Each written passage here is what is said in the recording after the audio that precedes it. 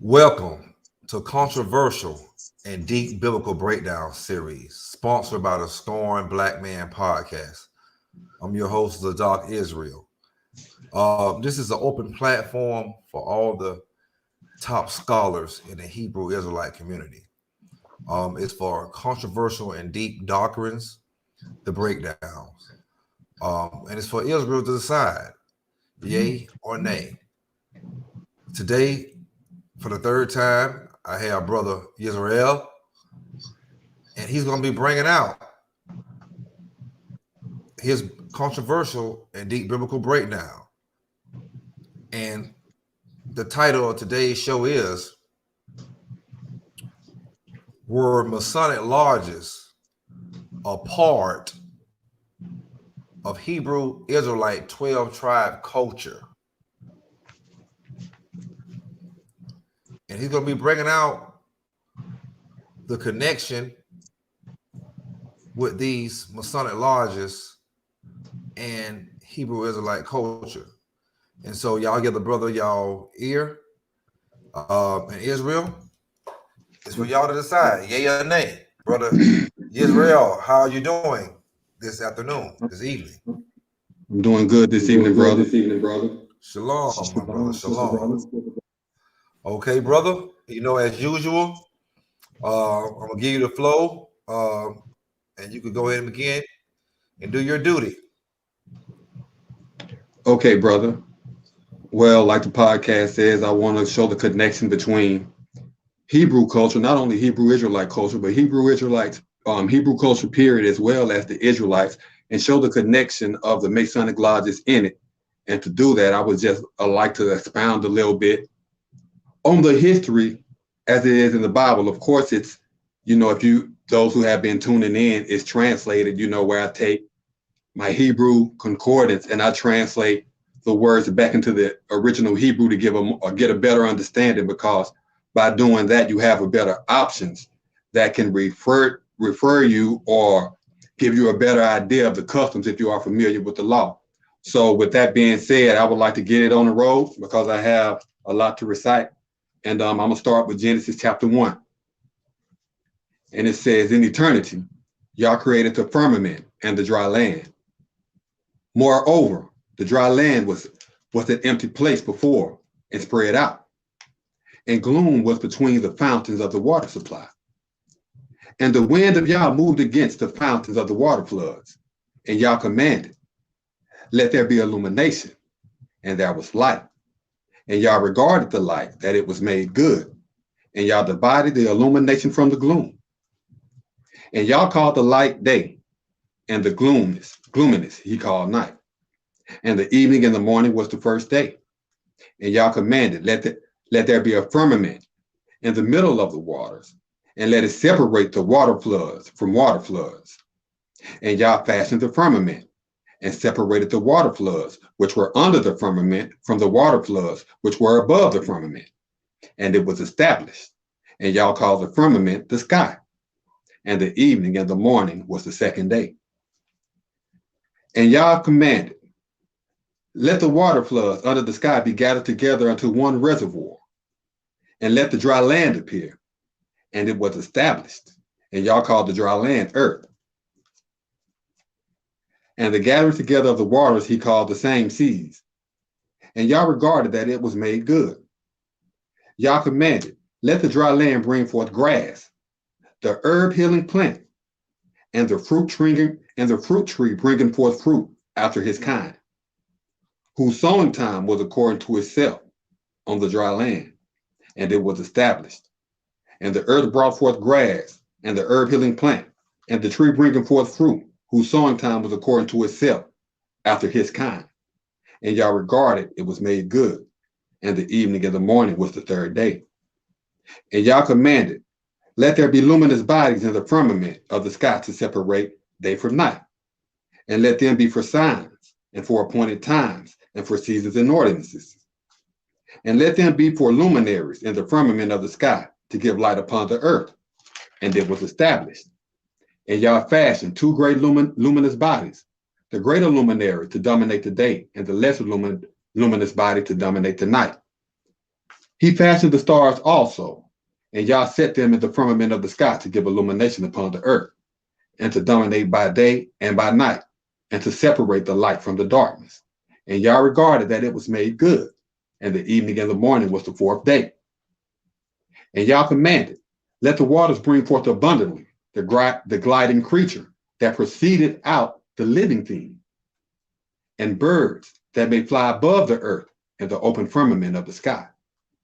And Yah created large land monsters, and every living creeping thing that glides swiftly, which the waters brought forth abundantly after their kind, and every winged bird after his kind. And Yah regarded that it was made good. And Yah blessed them, commanding, be fruitful and increase, and fill the waters of the seas, and let the birds increase upon the dry land. And the evening and the morning were the fifth day.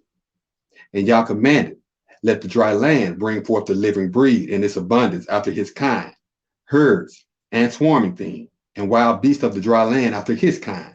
And it was established. And Yah formed the wild beasts of the dry land after his kind, and herds after their kind, and everything that swarm upon the dry land after his kind. And Yah regarded that they were made good, and Yah commanded, let us fashion mankind as our prefect with our similitude, and let them have dominion over the fish of the sea, and over the birds of the sky, and over the herds, and over the entire earth, and over every reptile thing that breed abundantly upon the dry land. So Yah created man as his own prefect. As the deputy of the sovereign, he created him. Husband and wife created he them.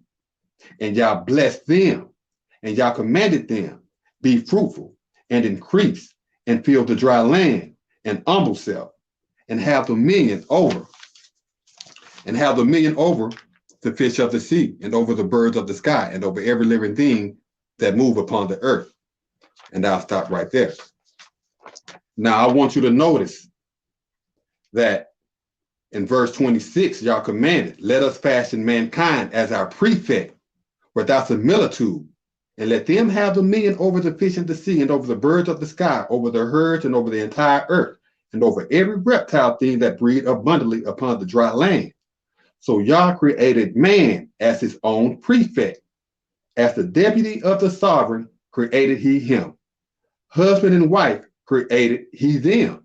So as we can see, a family structure was created as husband and wife. Not only just one husband and wife, he said them. There were couples, and these couples were the first families. And we are enlightened to that in Genesis chapter 2, which begins, in like manner, the families of the husbandry were set up, and likewise the service of them. On a charge by an oath, the luminary in no wise ceased his service wherewith he entered into covenant. And he kept the Sabbath on the seventh day from all his labor wherein he had a manner of work. And Yah blessed the seventh day and sanctified it, according to that in which he had established by all his command, which the sovereign dispatched and put in execution. This is the history of the families and of the husband when they were selected, and the day that Yah in every wise established the husbandmen and the builders. And the worthy laid unto charge herein showed self pure before he was with the husbandry, and him that was brought forth which showed himself pure within, the same advance. For to act insolently, Yah had never ascribed to the teachers in the husbandry, and there was not a hypocrite to transgress the setup.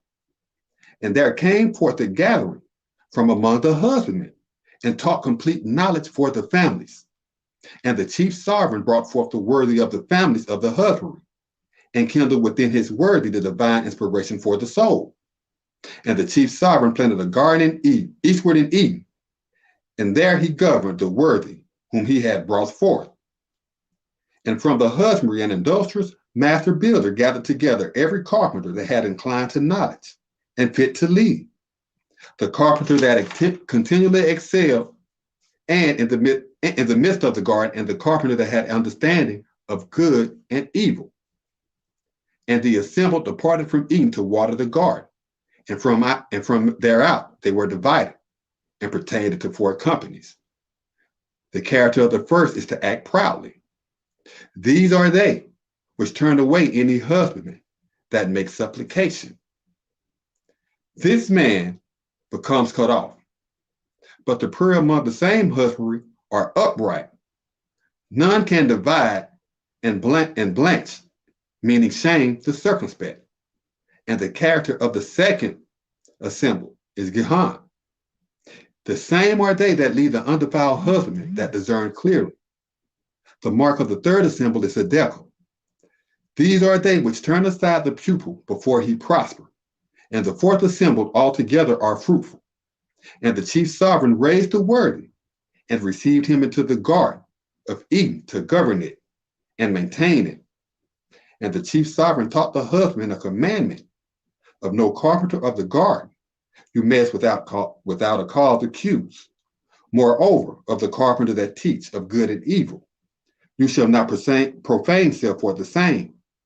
For concerning the enlightened that you consume therein, you shall surely die. And the chief sovereign said, it is not profitable that the man of low degree should be idle. I will assign him an accomplished builder to advance him. And from the husbandry, the chief sovereign brought forth every man that showed self-courage. And the husband examined of the accepted and brought them to the man of low degree to see how they would admonish them. And every man of low degree consented. The chief man revived the man. The same was appointed therein. And the man of low degree attained the honor to join the teachers, and therefore examined such a one accepted to consent to restore to life such an one chosen. But for the hypocrite that was not presented an ordained builder to him. And the chief sovereign caused the surging mass of water to cast into a dead sleep both the pure and accepted of the men of low degree. And he slept. And he took one of his chambers and closed up the body in there. And the chamber which the chief sovereign had prepared because of the worthy raised up the same a husbandman and presented him to the kindred. And the person swore, this is now the life which I bind fast, and the kindred wherein I remain. He shall be ordained a husbandman, because he was raised up from the men of low degree. Wherefore shall a husbandman join his kindred and his patrimony, and shall abide fast with his husbandman, and they shall be consecrated to preach tidings. And they were also prudent, the husbandman and his master, and were not confounded. So the first 2 chapters of Genesis actually gives you the creation and the rites of passage to this special fraternity in order that Yah had set aside for the people. Now, the story I would like to share to you is the exile of Adam and Eve. We all know the story of what they call Adam and Eve being exiled from the garden. Well, this particular event happened right after the garden. And for the sake of instruction, I would like to let you know that whenever you read Genesis chapter 3, notice that you had Adam, which is translated man of low degree. And you had a woman, which is translated husbandman. You have the serpent, which is translated enchanter. And you have the Lord God, which is translated the chief sovereign. And the story of the garden is that the man of low degree was led astray by his teacher, which was a husbandman, who presented him to the enchanter. And he defiled himself with the carpenter that it was forbidden. Do not profane yourself with the carpenter that teach both good and evil. And we know from the past podcast, and it has been proven that in the law, the arts of the occult, witchcraft, is forbidden. So I would like to start now with the exile and continue on with the history of the lodges in the Hebrew culture and in Israel. When they were driven out from paradise, they made themselves a cottage and spent 7 years meditating and lamenting in great anxiety. And after 7 years, they began to be distressed and started to look for a God to entreat, but they found him not. Then the life giver, that is a necromancer, then the life giver said to the man of low degree, my rebel, I am distressed. Travel, look for some man for us to entreat. Perchance the chief sovereign will consider a return and pity us and recall us to the laws from which we were cut off. And the man of low degree arose and traveled 7 years all over all that land and found no guide such as they were used to have in Eden. And the life giver said to the man of low degree, will you slay me that I may die? And perchance the chief sovereign will bring you into Eden, for on my account have you been driven there out. And the man of low degree answered, cease, life giver, from such reason, so that the honorable sovereign bring not some other curse upon us. How is it possible that I should put forth my ministry against my own kindred by blood? Digressing there, it shows you that this enchanter that misled the man of low degree was his own kindred by blood. It was his own relative. Continuing, no, let us arise and look for some man for us to nourish up openly, so that we slacken not. And they traveled about and journeyed for 9 years, and they examined none such as they were used to come upon in Eden, but found only animals' food. And the man of low degree said to the life giver, these have Yah provided for animals, and the unreasonable to entreat. But we used to have angels' food. But it is just and right that we lament with the knowledge of the sovereign who charged us. Let us repent with the great penitence. Perchance the sovereign will be gracious to us and will pity us and give us a share for something for our congregation. And 18 years passed. Wait, excuse me. Okay, continuing on. Digressing here, the charge with the oath. Again, I just repeated in the exile of Adam and Eve, where the man, the man of low degree and the life giver, where he said, but it is just and right that we lament with the knowledge of the sovereign who charged us. And I want to bring to you again the charge. And on the charge by an oath, the enlightened in no wise ceased his service wherewith he entered into covenant. And he kept the Sabbath on the 7th day from all his labor, wherein he had a manner of work. And the person swore, this is now the life which I bind fast, and the kindred where I remain. He shall be ordained a husbandman, because he was raised up from among the men of low degree. In the book of Numbers, chapter 30, verses 1 and 2, and Moses spoke unto the chief men of the tribes concerning the kindred of Israel, saying, this is the word which Yah hath commanded. If a husbandman vow a vow to Yah, or swear an oath to bind his life with a bond, he shall not break his word. He shall do according to all that proceeded out of his mouth. In Proverbs 1, verse 8, my kindred, obey the instruction of thy chief, and forsake not the law of thy bond. Therefore, being bound by the oath, the man of low degree kept the charge of the sovereign, even after his exile from Eden. So it showed that he was truly repentant. So now we'll continue with the story. And the life giver said to the man of low degree, what is penitence? Tell me, what sort of penitence am I to perform? Let us not put too great a work on ourselves, which we cannot endure, so that Yah will not listen to our prayers and will turn away his knowledge from us, because we have not fulfilled what we promised. My rebel, how much penitence have you thought to do? For I have brought trouble and distress upon you. And the man of low degree said to the life giver, you can surely do so much as I, and perform certainly so much as you have the ministry for. For I will complete 40 years fasting. But you arise and depart to the river Tigris, and set up a builder, and stand firm with him in the water courses, to minister both concerning the commandment and thy binding, according to the lawgiver of the inheritance.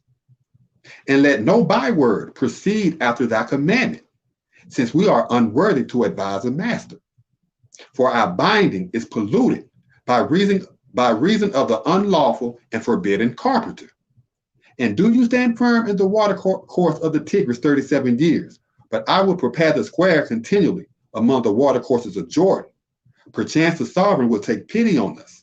And the life giver departed for the river Tigris. and did as the man of low degree told him.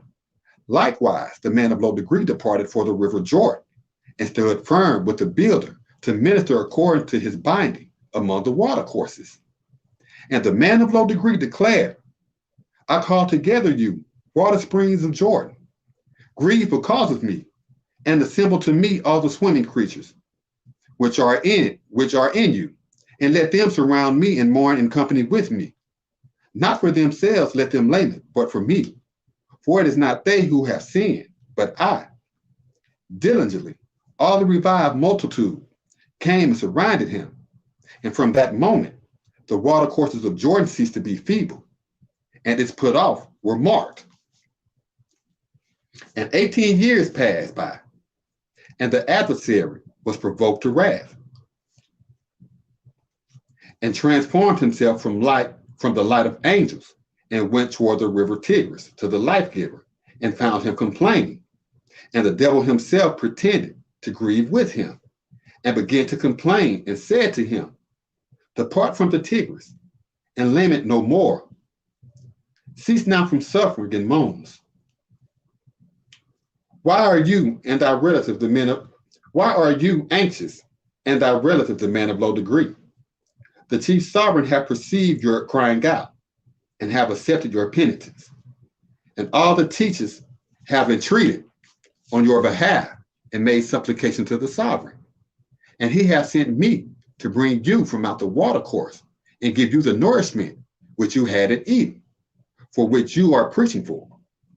Now depart from the watercourse, and I will conduct you to a lodge where your victual has been made ready. And the life giver listened and believed, and departed from the watercourse of the Tigris. And his kindred were trembling, like unto the court from the chill of a pouring rain. And when he had gone forth, he prostrated by reason of magical craft, and the devil ordained him to minister, and led him to the man of low degree. But when the man of low degree had perceived him, and the devil with him, he wept and announced loud and published, O life giver, where is the industrious of thy penitence? Have you been again ensnared by our adversary, by whose means we have been rejected from our lodge in Eden and spiritual joy? And when he heard this, the life giver understood that it was the devil who had persuaded him to depart from the Tigris, and he prostrated with his face toward the ground. And his anxiety and groaning and lamentation was redoubled. And he announced loudly and said, Woe to you, you devil! Why do you attack us? Why do you attack us for no cause? What have you to do with us? What have we done to you? For you pursue us through craft. Or why do thy maliciousness assail us? Have we taken away thy grandeur and caused you to be without honor? Why do you harry us, you enemy, and persecute us to the death with wickedness and through envy? And with a heavy sigh the devil spake, O hypocrite, all my hostility, envy, and suffering is because of you, since it is because of you that I have been expelled from my grandeur, which I possessed in the heavens, in the midst of the angels, and because of you I was cast upon the earth. The hypocrite answered, Why did you tell me? What have I done to you? Or what is my trespass against you? Seeing that you have received no harm or injury from us, why do you pursue us? The devil replied, Hypocrite, how do you tell me? It is by reason of thy purpose that I have been hurled from that place. When you was formed, I was hurled out of the presence of Yah and banished from the company of angels. When Yah cast into you the intellect that restored to life, and thy favor and embodiment was fashioned from the likeness of the angels, Michael also brought you and made us worship you in the presence of Yah. And Yah the sovereign spake, Here is man, I have made you in our likeness and embodiment. And Michael departed forth and called out to all the angels, commanding, Worship the embodiment of Yah, as Yah the sovereign have commanded. And Michael himself prostrated first. Then he called me and commanded, worship the embodiment of Yah, the sovereign. And I responded, I have no need to worship man. So now we see, even from the earliest beginnings, the lodges were established. And I would like to continue on now with a little bit of the history of Noah. And this is Genesis chapter 6, verses 9 through 11, 14 through 16, 18 through 22. This is the history of Noah. Noah was a just chief and upright in his family. And Noah behaved himself according to Yah. And Noah begat 3 chiefs, Shem, Ham, and Japheth. The family also was pledged to Yah, but the husbandry was filled with the unrighteous. And Yah commanded Noah, make you an ark therefore to house in the carpenters. Chambers shall you build in the ark, and shall raise up the same within, and afterward meet to make supplication. And anointed oil shall you apply to the ark, and the unit of measure shall you leave off it from the top. And the steward of the ark shall you instruct in the service thereof. With the Lord, 2nd and 3rd degrees shall you govern it. And with you will I establish my covenant, and you shall teach within the ark, you and thy builders, and thy husband, and thy builder's husband with you. And every nourished up teacher of the upright kindred, a carpenter, for every duty shall you bring into the ark, to keep them nourished up by you. They shall beacon the husbandman and the worthy, of the honorable men with their good men, and of the shepherds with their good men, of whosoever increase abundantly property, for the husbandry with his good man. A carpenter for every duty shall behave self according to you, to keep them nourished up, and bring with you of all food that is eaten, and you shall gather it to you, and it shall be food for you and for them. This did Noah, according to all Yah commanded him, so did he. Genesis chapter 9, verses 1 through 11, 14 through 19. And Yah blessed Noah and his kindred, and said to them, be fruitful and excel, and replenish the husbandry. And the reverence for you and the fear of you shall be in every congregation of the husbandry, and with every prayer and within every one prayer of mine, in the upright that prosper in the husbandry, and within all the afraid of the west. And to your ministry are they delivered. Every vagabond teacher of the congregation shall be hunted by you. Also, to establish in the flourishing court have I given you all the commandments, and the kindred in the congregation thereof, who are committed truthfulness, shall you not grieve. And surely your overseer of your congregation will I lay to charge. With the raised of every congregation will I lay to charge him. And by reason of the ministry of the chief man, before the kinsman of every man's chief will I lay to pledge the congregation of a chief man. Whoso spills a person's blood, by a man shall his blood be spilled. For as a representative figure of Yah, set he up man.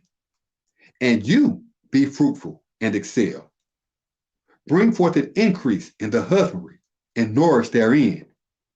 And Yah spake to Noah and to his sons with him, declaring, and I establish my covenant with you, and with your seed after you, and with every nourished up person that is with you of the poor, of the shepherds, and of every congregation of the husbandry with you, with every one that convert by reason of the ark, to every man of the husbandry. And I will establish my covenant with you. Neither shall all the kindred be cut off any more by the watercourses of the inheritance, neither shall they teach the impudent to beacon the inheritance to pervert the husbandman. And this shall come to pass, when I vanquish the enchanter out of the husbandry, that worship shall be discerned clearly without the enchanter. And I will remember my covenant, which is between me and you, and every nourished up person of all the kindred.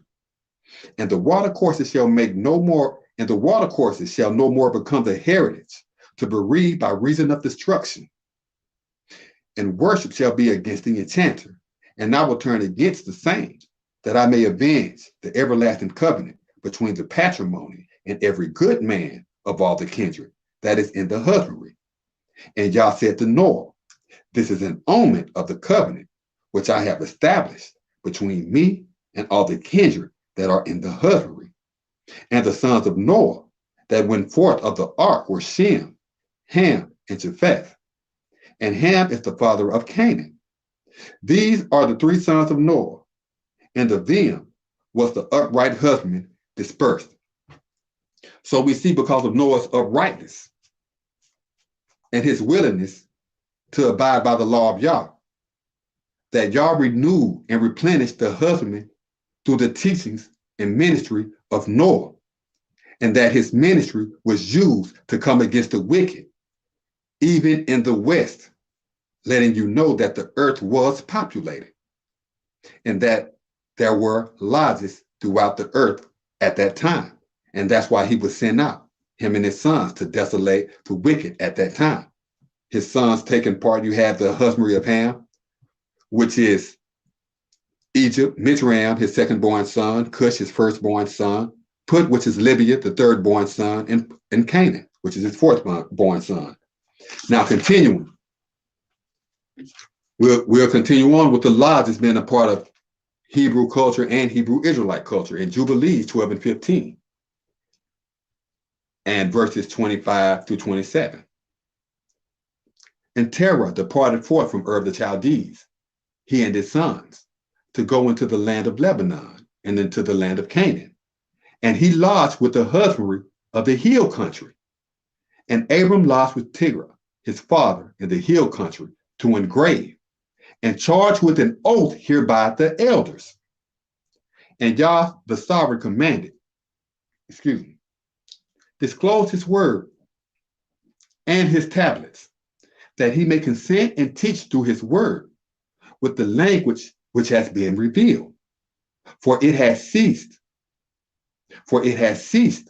from the words of all the chiefs of the patrimony from the day of the overthrow of Babel. And I disclosed his word and his tablets and his language, and I began to speak to him through Hebrew in the language of creation. And he took the books of his forefathers, and these were written in Hebrew, and he transcribed them, and he began from henceforth to study them. And I made known to him that which he could not comprehend, and he studied them for the 6 reigning months. So we see that Abraham and his father went to lodge in the hill country, and Abraham engraved, meaning he translated, and to charge with an oath the elders through his translation. And I would like to confirm that briefly in just 2 references. In Psalms 88, verse 1 and 9, it is written by David, O Yah, surely for my deliverance have I laid to charge to enlighten and build concerning you. Mine displeased Laman by reason of the decree to desolate the unrighteous. Yah, I have gathered together the elders concerning you. I have delivered forth my ministry concerning you. Will you disregard the omens of the anointed one? Shall the discontented arise and praise you? Shall thy loving kindness be expounded in the pit, or thy faithfulness in oppression? I am afflicted, but make provision for the patrimony by reason of my choice to minister. While I restore your reverence, I am distracted. Your impudent transgressor come against me.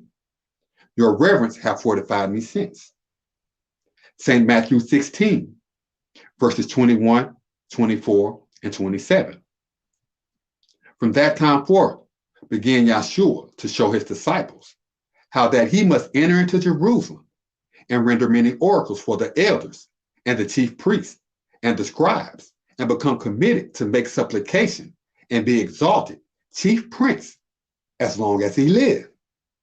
Then Yahshua said to his teachers, if any husbandman will have understanding as me, let him restrain himself and take a pledge to make his atonement and follow me.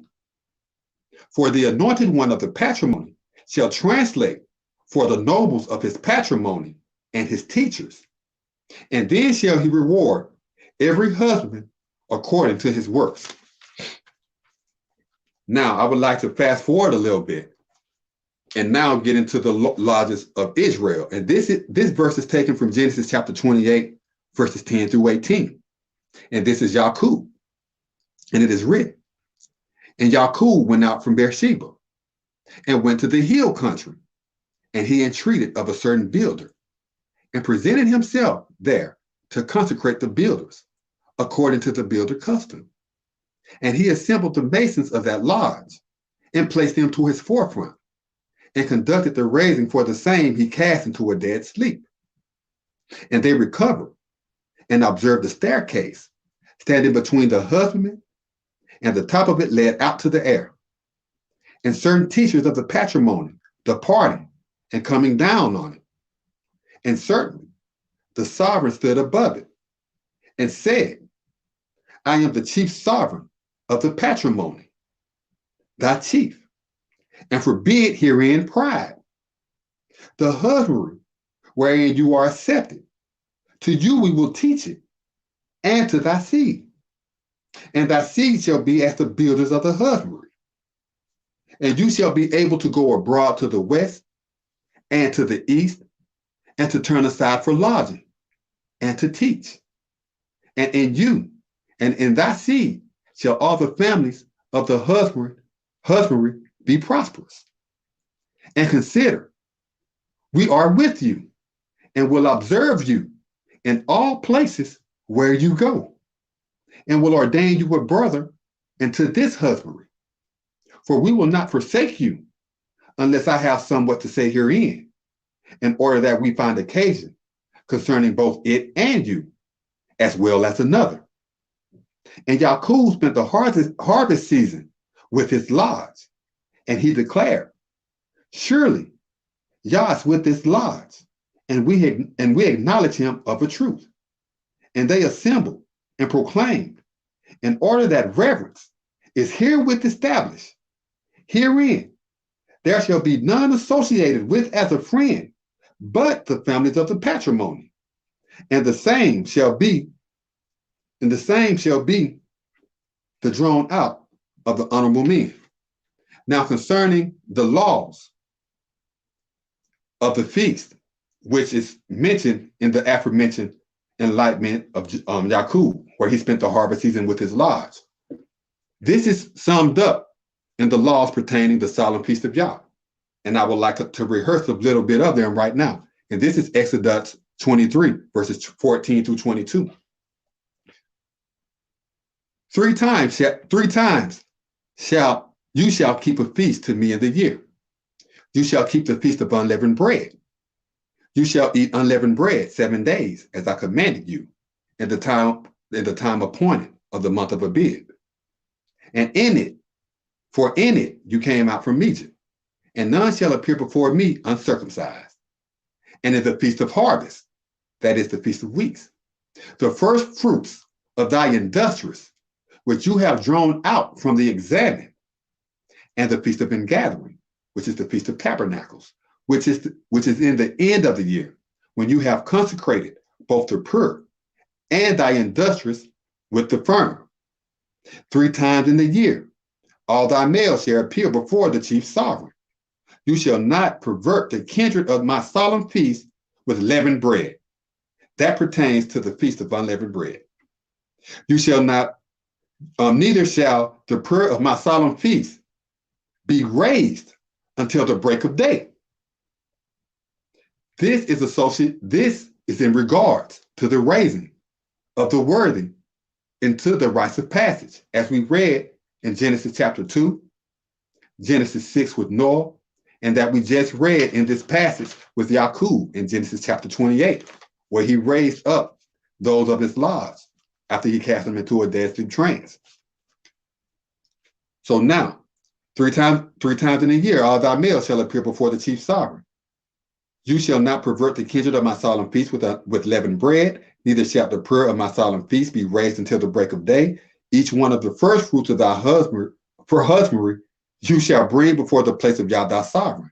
You shall surely bring forth a he-goat with his bond to be firm.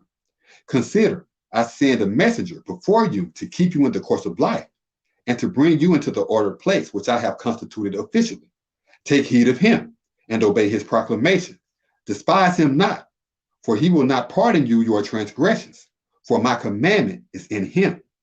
And if you will indeed obey his proclamation and put in execution all that I command, then I will be an enemy to thine enemies and an adversary to thine adversaries. Deuteronomy 16, verses 9 through 10, verses 13, verses 15 through 16. 7 weeks shall you number unto you.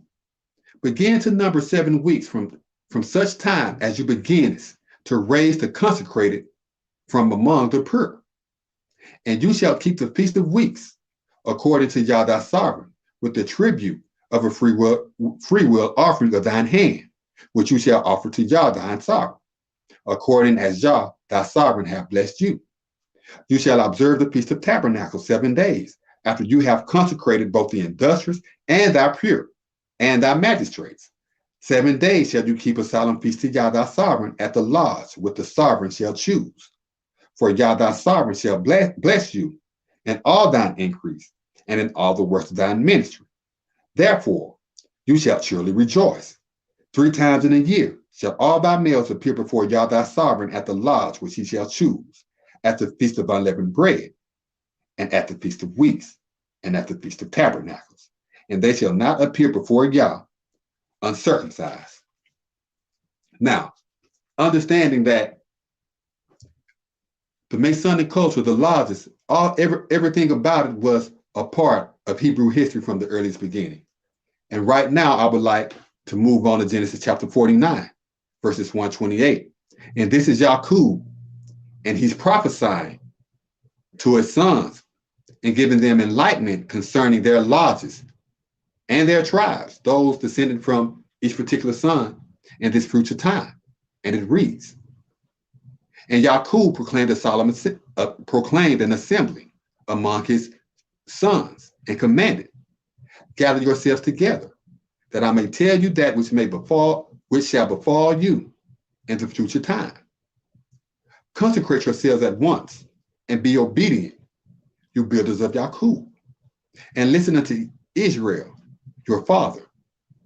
Reuben, you are my firstborn, my chief, and the overseer of my builders, the honorable man to desolate the proud, and raise up likewise the worthy. Concerning those being filled with drink abundantly, you shall not excel, on account you enter in unto thy patrimony's lodge. Therein defiles you with. They are condemned to suffer because of my lodge. Simeon and Levi are chiefs. That which pertaineth of the unrighteous are in their lodges. O my nobles, worship not you with their necromancers. Concerning their solemn assembly, my nobles, be you not joined. For in their indignation they profaned the worthy, and in their self-will they made a perverted mason. Cursed be their mind, for it is impudent, and their zeal, for it is violent. I will disannul them with the supplanter, and remove them from having power as a prince. Judah, you are he whom thy kindred shall revere. Thy ministry shall be for the redeemed of thine builders. Thy patrimony's kindred shall bow down before you. Judah is committed to purge the assembled. From among the advanced, my son, you are exalted up. He subdued the pervert. He prostrated himself to make atonement, and he overthrew violence. Who shall rise up against him hereafter?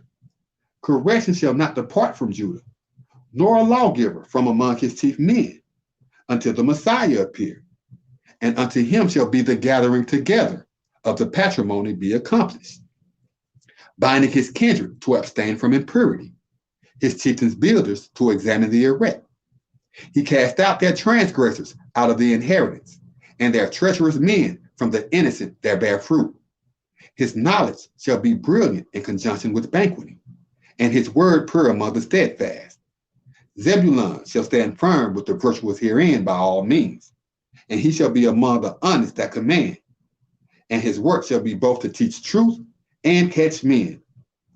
Issachar is an isolated scribe, sitting down to instruct the carpenter population, and he perceived that the lodge greatly desired good tidings, and the husbandry that it was agreeable, and offered his help to the builder, and became committed to serve with faithfulness. Dan shall rule his builders as though to desolate the kindred of Israel. Dan shall be an enchanter among the traveler, an adder in the pathway, that oppress the horseman to stay, so that his rider shall be condemned afterward. We prefer to be circumspect by means of thy salvation, O Yah. God, life shall discomfort him, but they shall overcome with the remnant. Out of Asher, his builders shall be rich, and they shall gather together to take counsel to covet. Naphtali is a chief thoroughly prepared. He lay unto charge the great commandment. Joseph is a fruitful builder, the righteous seed afflicted in prison, whose work travel among the masons. The master carpenters that are discontented vexed him and rose up against him and hated him. But his strength endured among the unrighteous, and the strength of his ministry is established to continue by the ordinance of the noble patrimony of Yaqub. From thence shall be the shepherd, the builder that have power as a prince, the just among the builders of thy patrimony, who shall help you, and by the Almighty, who shall bless you with the blessings of heaven above, blessings of the exceeding deep thing, the large high, blessings herein to prophesy, and hereby have compassion. The blessings of thy patrimony have dominion over the nobles, and the blessings of my progenitors, according to the infinite order of an ancient promotion. They shall be committed to the chief man of Joseph, and on the diadem of him that was excluded from his kindred. Benjamin shall raven as a wolf. Among the enlightened, he shall accuse the robber, but in obscurity he shall surely exercise robbery. All these are the 12 tribes of Israel, and this is the same that their father spake to them and blessed them, every one according to his blessing, he blessed him. Now the tribes or the lodges that I will focus on in this particular enlightenment briefly are the tribes of Benjamin, the tribes of Judah, and the tribes of Joseph and their lodges. Now, verse 27 of the aforementioned enlightenment read, Benjamin shall raven as a wolf. Among the enlightened, he shall accuse the robber, and in obscurity, he shall surely exercise robbery. I would like to give you an example of one who was from Benjamin, and of the lodge of Benjamin, and his name was Saul, and he was the king of Israel. And I would like to just give you a little bit, and not only Saul, but an example also I would like to share, and I'll start with Judges 20, verses 1 through 5, 12 through 14, and verse 48. Then all the builders departed heavenly, and the assembly was gathered together as one patrimony, from Dan even to Bathsheba, in the wilderness of Gilead, before the sovereign in an observatory. And the chief of all the patrimony, even of the tribes of Israel, presented themselves in the assembly of the patrimony of Yah. 400,000 husbandmen journeyed that considered the murder cry. Now the chiefs of Benjamin heard that the chiefs of Israel were gone up with the observatory. This is the mothership or the celestial chariots everyone talking about. This pertains to that. And I'll probably have to do another segment on that, but I'll just continue now. Then questioned the chiefs of Israel, tell us, what is this wickedness?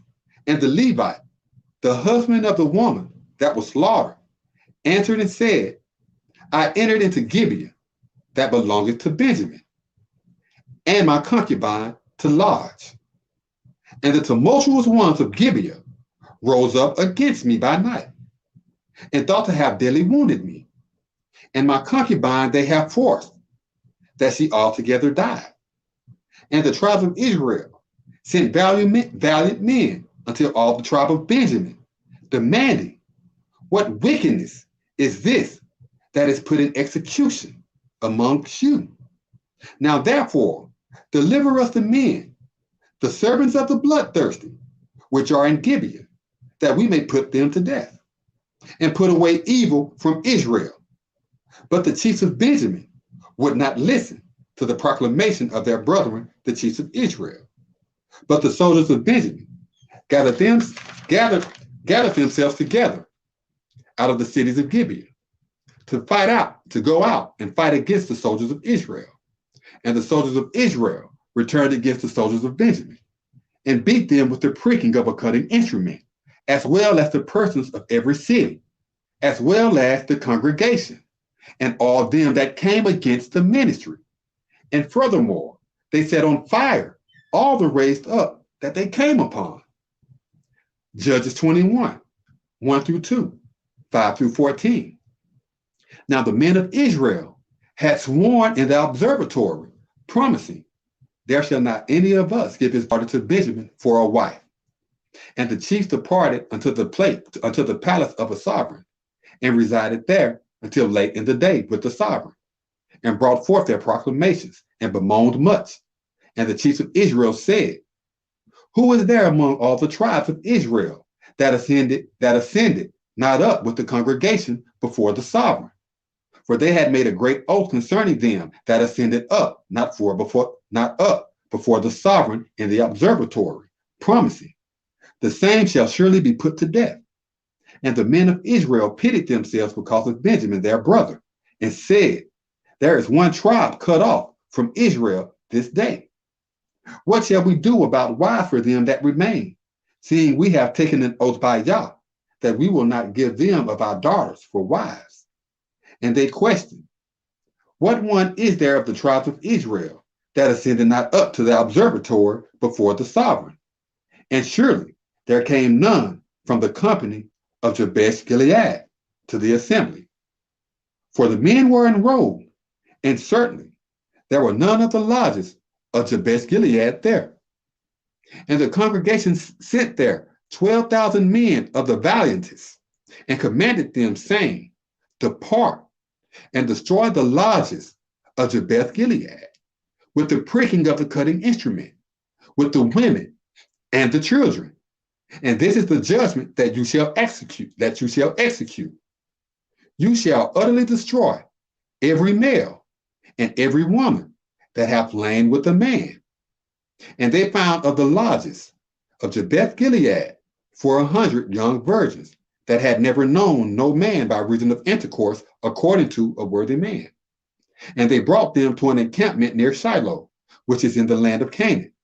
And the whole congregation sent footmen to speak to the men of Benjamin that were in a refuge marked out, to speak peacefully to them. And Benjamin returned again at that time, and they gave them wives, which they saved the life of the women of Jabesh Gilead. And yet, such as it were, they sufficed them not. Also, in the book of Samuel, chapter 22, verses 7 through 21. Then Saul said to his husband that stood about him, listen now, you Benjamites. Will the son of Jesse give every one of you land and vineyards, and appoint you all captains of thousands and captains of hundreds?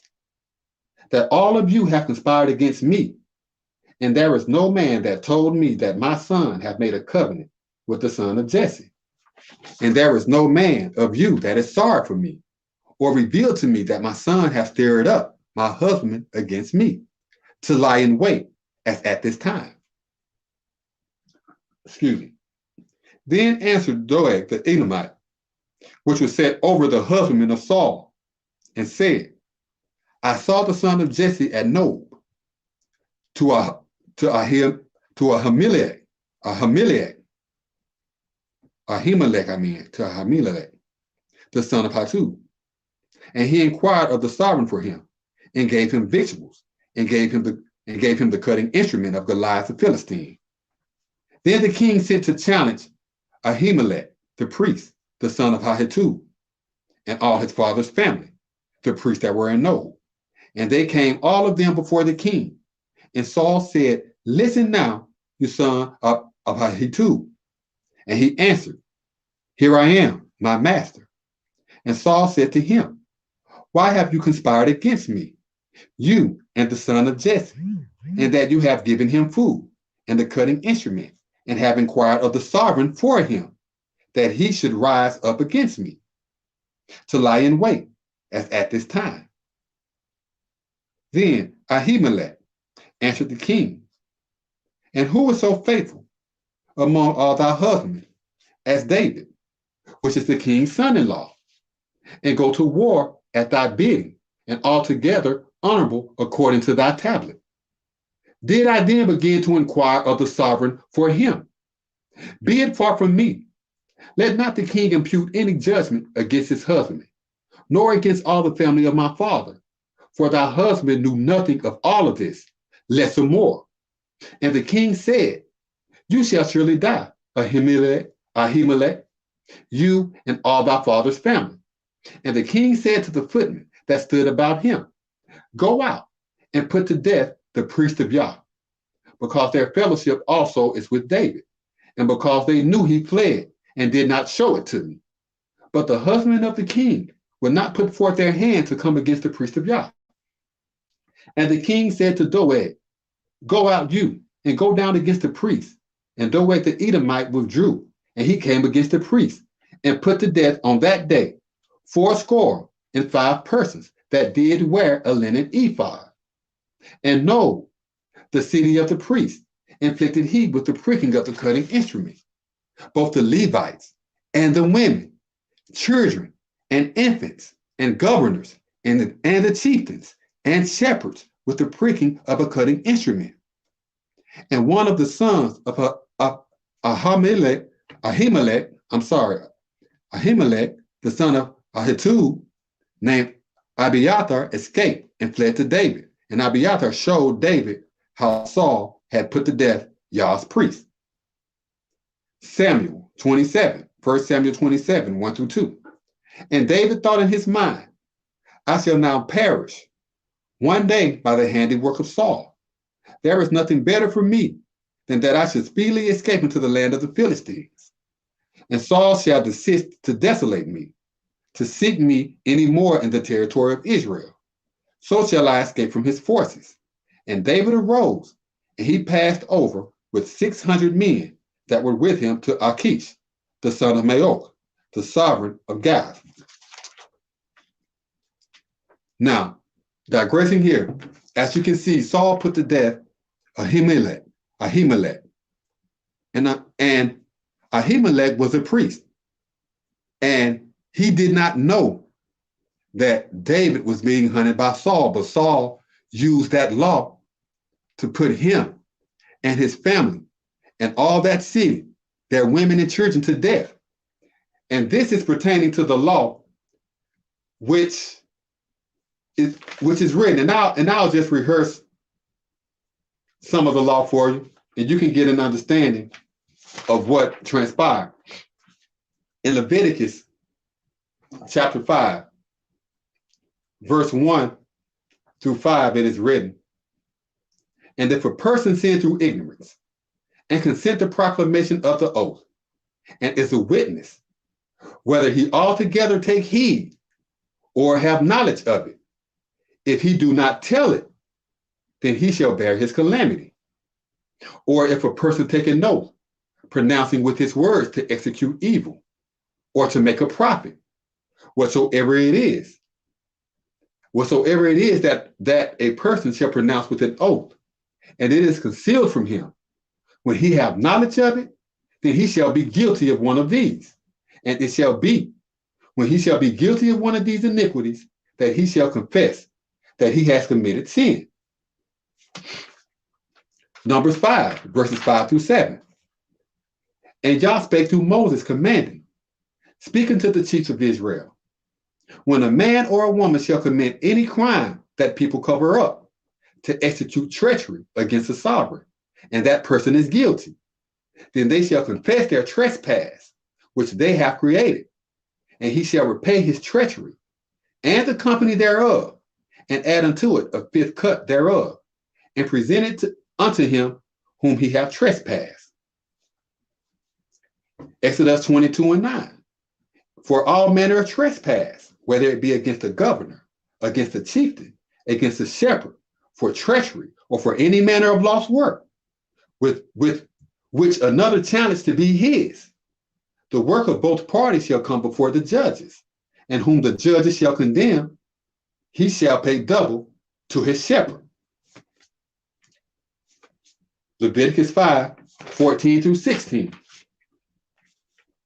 And Yah spake through Moses, commanding, if a person commit a trespass and sin through ignorance concerning the sacred books of Yah, then he shall bring for his trespass offering to Yah a ram without blemish out of the flocks, equally with thy estimation of pay for money, according to the commercial standard of the sanctuary, for a trespass offering. And he shall make repay for the purpose mischief that he has done concerning the holy book, and shall add a fifth part thereto, and give it unto the chief ruler. And the priest shall make an atonement for him with the ram and for his trespass, with the ram for his trespass offering, and it shall be forgiven him.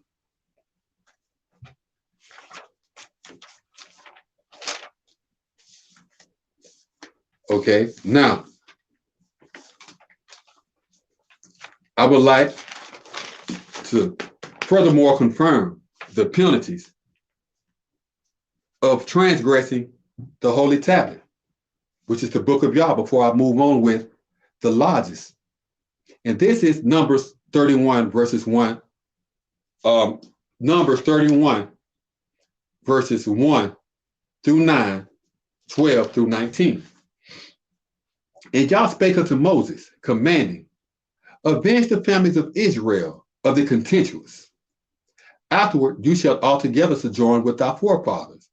And Moses spake to the valiantest, commanding, arm some of yourselves for hostile encounters, and let them depart against the contentious, and avenge Yah to desolate the contentious.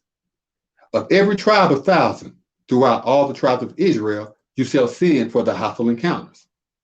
So there were armed from among the thousands of Israel 1,000 of every tribe, 12,000 armed for the hostile encounters. And Moses sent them to the hostile encounters, 1,000 of every tribe. Them and Phinehas, the son of Eleazar the priest, to the hostile encounter, and appointed captains, and the suretyship to give stripes, both in their possession and his ministry.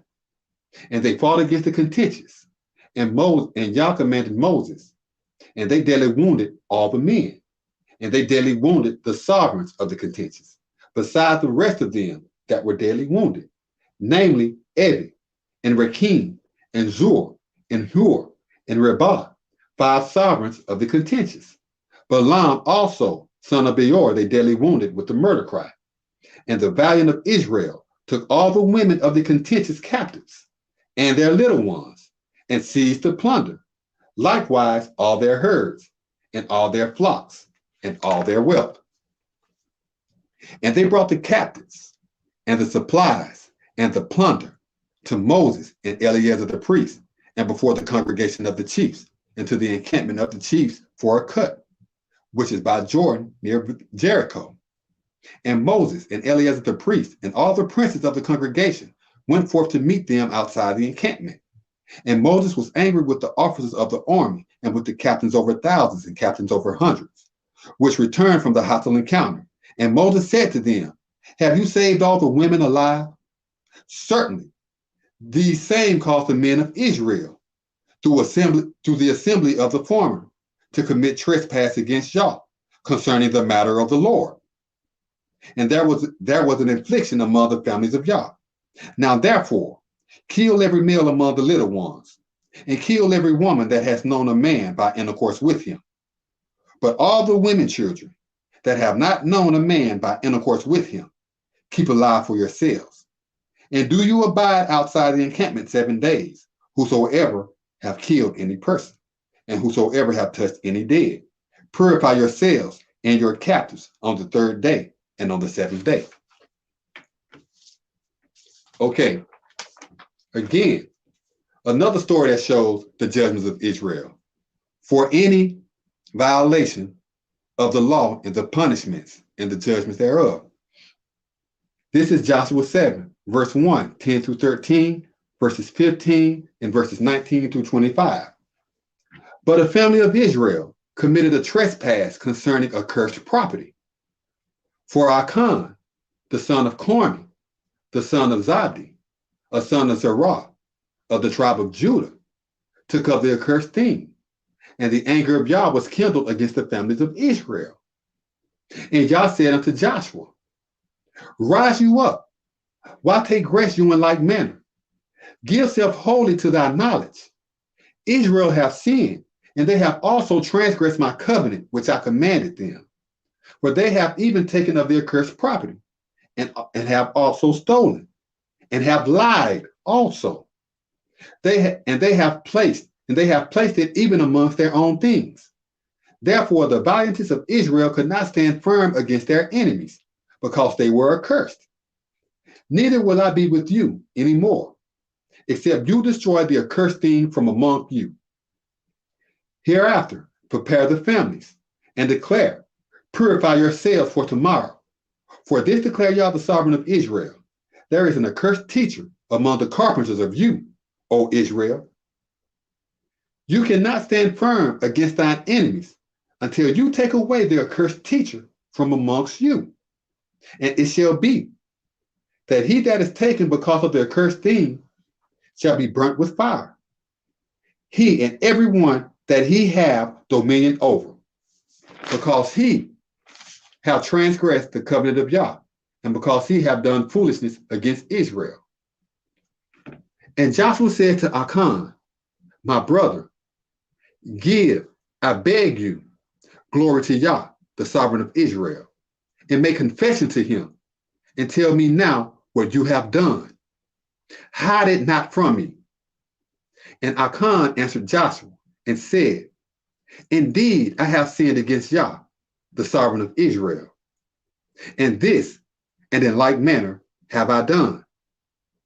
When I regarded among the spoils a beautiful Babylonian garment, and 200 shekels of silver, and a wedge of gold of 50 shekels weight, then I coveted them and took them, and surely they are hid under my tiles in the middle of my home, and the silver with it.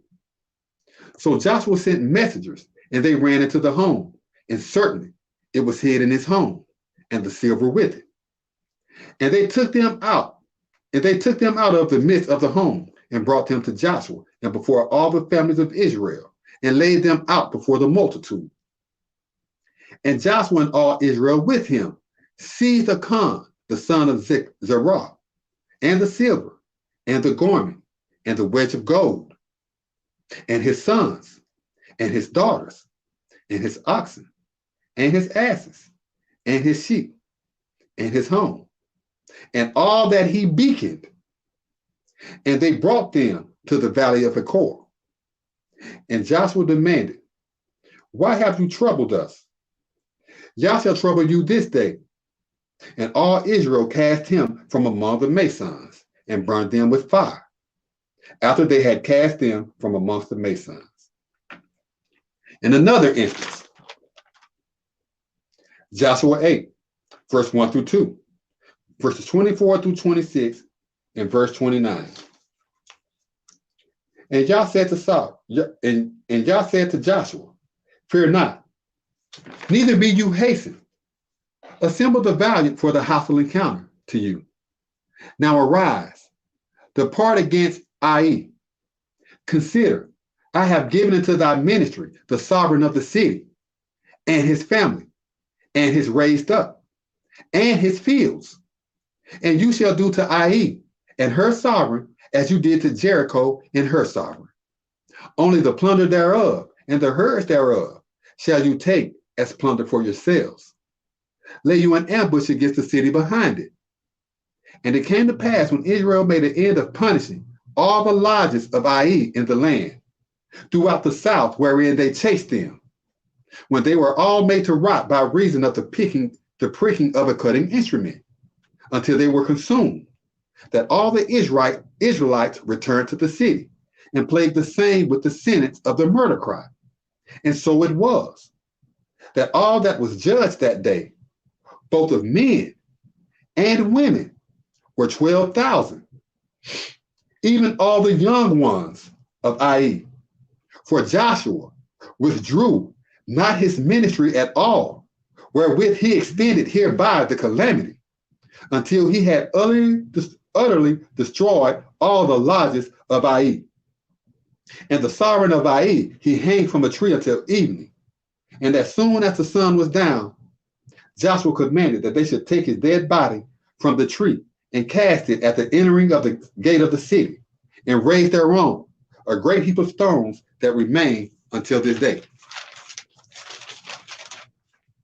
Now I would like to move further into the lodges of Israel. And the next point of focus will be the lodges of Joseph and the lodges of Judah. And to use as support reference for these marks of distinction, I will use David. And I will show that not only was David was a prophet. We all know that David was of the tribe of Judah, but that David also was in prison. And that there were some of his psalms that were written while he was in prison. And I will share some of those with you. And I will again recite the marks of distinction for the lodges of Joseph and the lodges of Judah. Genesis chapter 49, 8 through 12, and 22 through 16. Judah, you are he whom thy kindred shall revere. Thy ministry shall be for the redeemed of thine builders. Thy patrimony's kindred shall bow down before you. Judah is committed to purge the assembled. From among the advanced, my son, you are exalted up. He subdued the pervert. He prostrated himself to make atonement, and he overthrew violence. Who shall rise up against him hereafter? Correction shall not depart from Judah, nor a lawgiver from among his chief men, until the Messiah appear. And to him shall the gathering together of the patrimony be accomplished, binding his kindred to abstain from impurity, and his chieftains builders to examine the erect. He cast out their transgressors, and out of the inheritance, and the treacherous men from the innocent that bear fruit. His knowledge shall be brilliant in conjunction with banqueting, and his word among the steadfast. Joseph is a fruitful builder, the righteous seed afflicted in prison, whose work traveled among the Masonic. The master carpenters that are discontented vexed him, and rose up against him, and hated him. But his strength endured among the unrighteous, and the strength of his ministry is established to continue by the ordinance of the noble patrimony of Yaqub. From thence shall be the shepherd, the builder that have power as a prince. The just among the chiefs of thy patrimony, who shall help you, and by the Almighty, who shall bless you with the blessings of heaven above, blessings of the exceeding deep thing that the lodge hide, blessings herein to prophesy and hereby have compassion. The blessings of thy patrimony have dominion over the nobles, and the blessings of my progenitors. According to the infinite order of an ancient promotion, they shall be committed to the chief man of Joseph, and on the diadem of him, of the head of him that was separate from amongst his kindred. To begin, I will start with this oracle. This is St. Matthew 2 and 5. Now, in order that the chief altogether became delivered from a family of the Jews in the days of the heroic sovereign, consider, there arrived wise chiefs from the east to the teachers, saying, where is he that is brought forth the sovereign of the Jews? For we have taken heed his prince in the east, and are come to humbly beseech him. When the heroic sovereign had discerned these words, he altogether stood in awe, and all the teachers with him. And when they had gathered all the chief priests and the writings of the chiefs likewise, they demanded of them where the Messiah should be brought forth. And they answered to them from a prison for the cast out. For that it is written by a prophet, and you, Bethlehem, of the husbandry of Judah, are not the least among the princes of Judah. For out of you shall come a governor that shall rule my people Israel.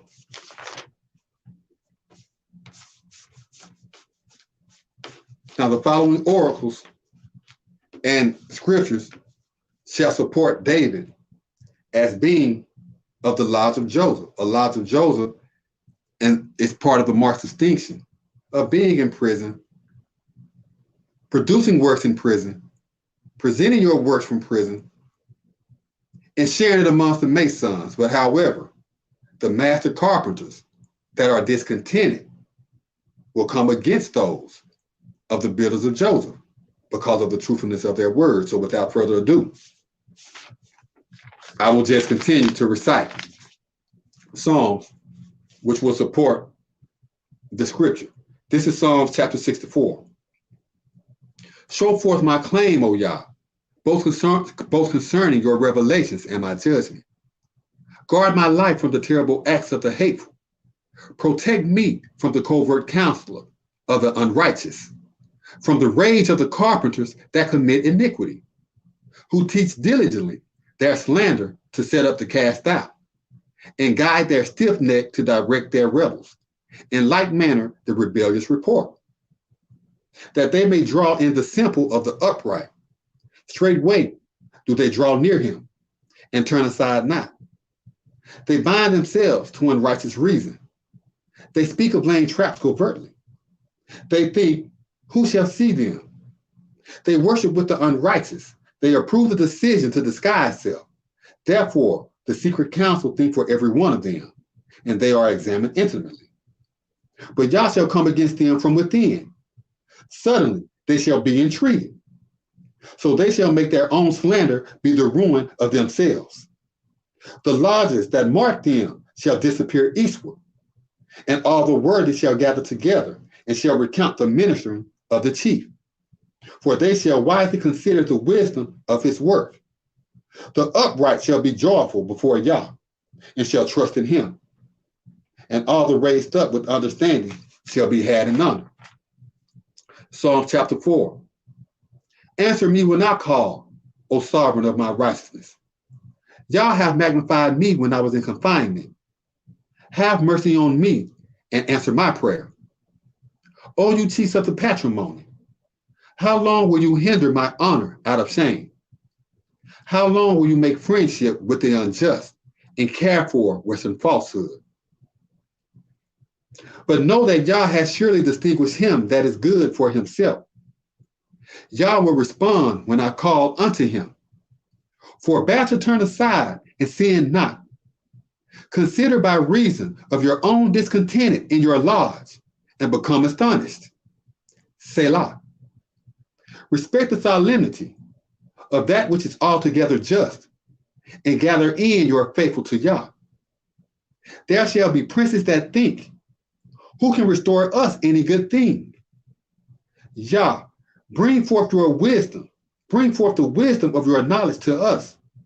You have begun a revolution concerning my understanding, more than in the former time when the transgressors and their expulsion increased abundantly. I will both bow me down to make restitution and remain long. For you, Yah, daily make me continue in safety. This is Psalms chapter 35, verse 1 through 18. Justify my verdict, O Yah, against them that are expelled by reason of me. Prevail against them that assemble against me. Forgive the trespass of the favorable and the defense, and help the minister by reason of mine restrained.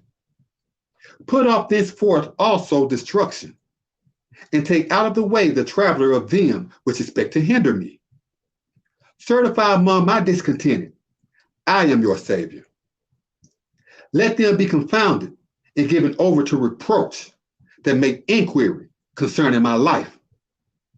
Let them be without fail exposed and brought to disgrace that plot my ruin. Let them be as straw against the whirlwind, and let the messenger of Yah overthrow them. Let their traveler be feeble and divided, and let the messenger of Yah hunt them.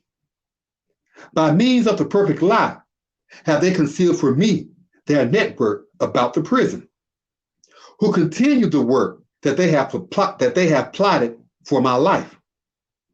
Let ruin come upon him before punishment, and let his network that he have kept secret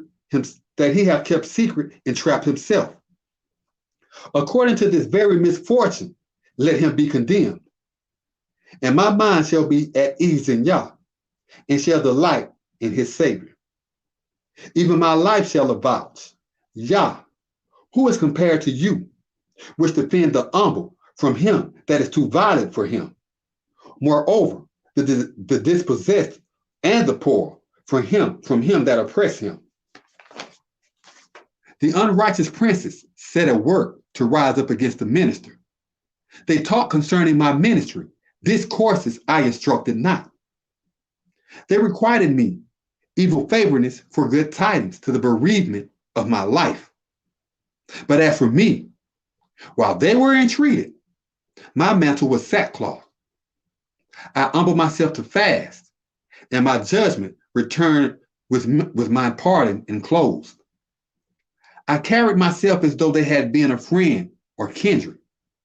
I humbly besought the traveler to gather together as an assemblage that mourned for his chief. But concerning my distress, they were cheerful and gathered themselves unitedly. Moreover, the traducers gathered themselves daily against me, and I knew it surely. They were slack to deliver me, but were feeble not. With the hypocrite teachers in the assembly, it grated the teeth to exalt me against their wish. How long will you wait altogether? Free my men from their desolate places, my life with a pardon.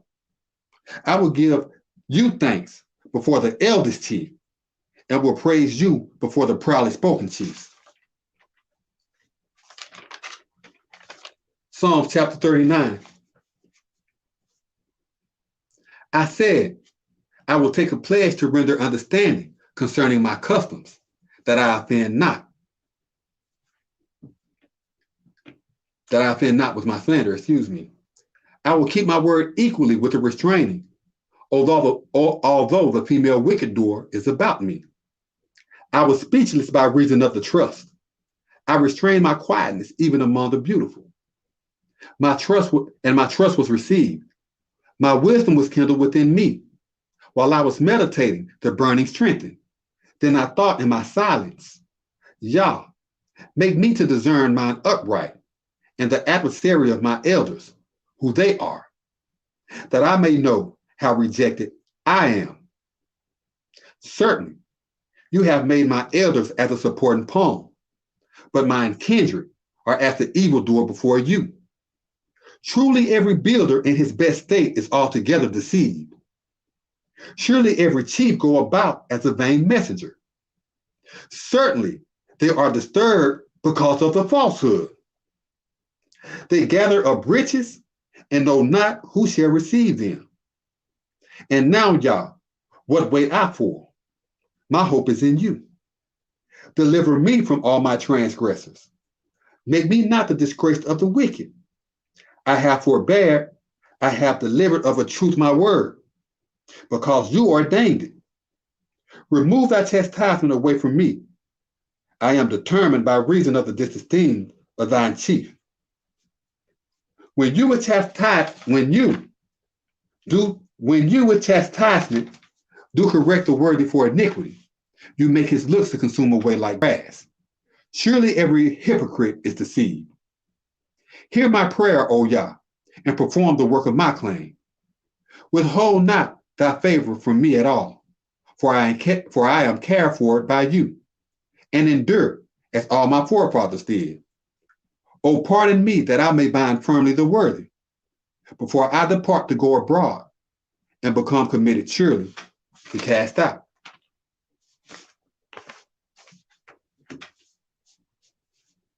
Psalms chapter 88.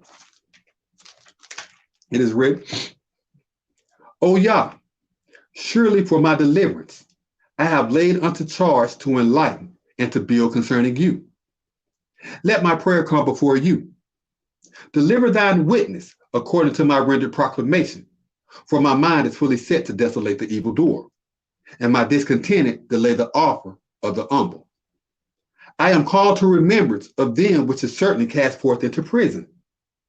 I am as a chief that have no power, without wages in the patrimony, like the cut off which is disowned by the humble, whom you remember no more, and thereby are cut off from your fellowship.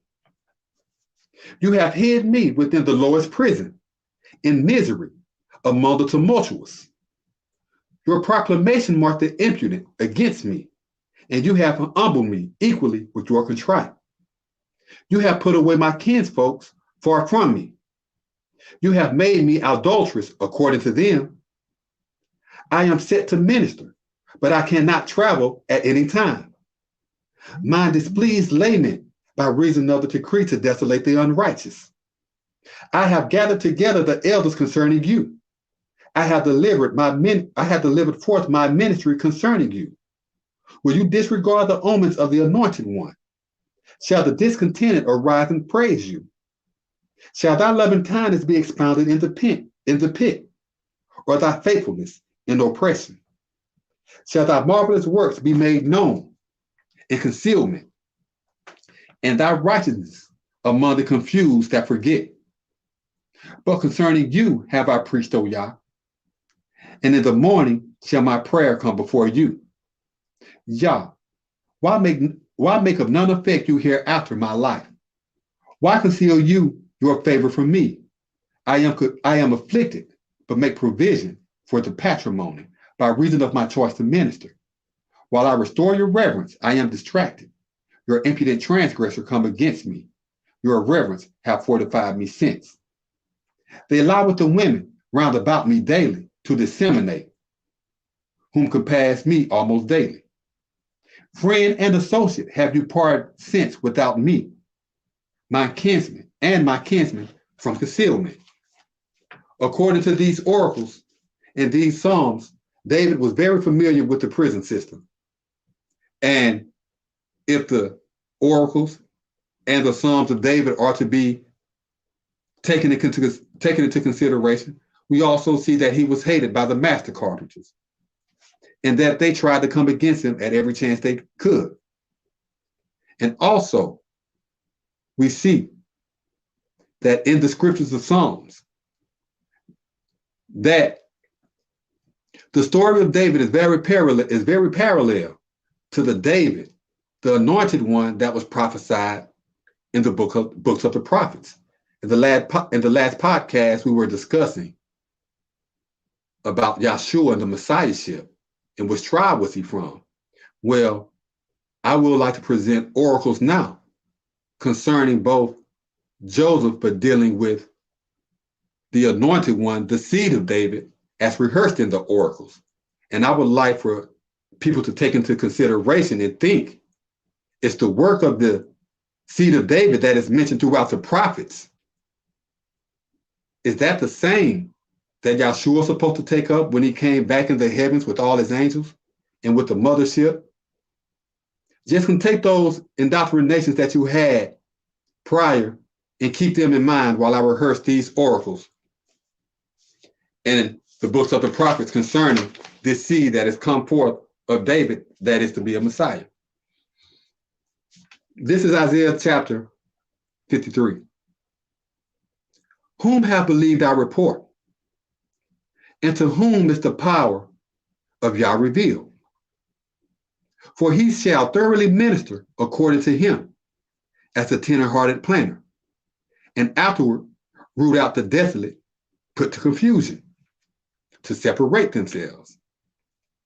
He is not impudent nor proud, and when we shall regard him, there is no ornament that we should observe him.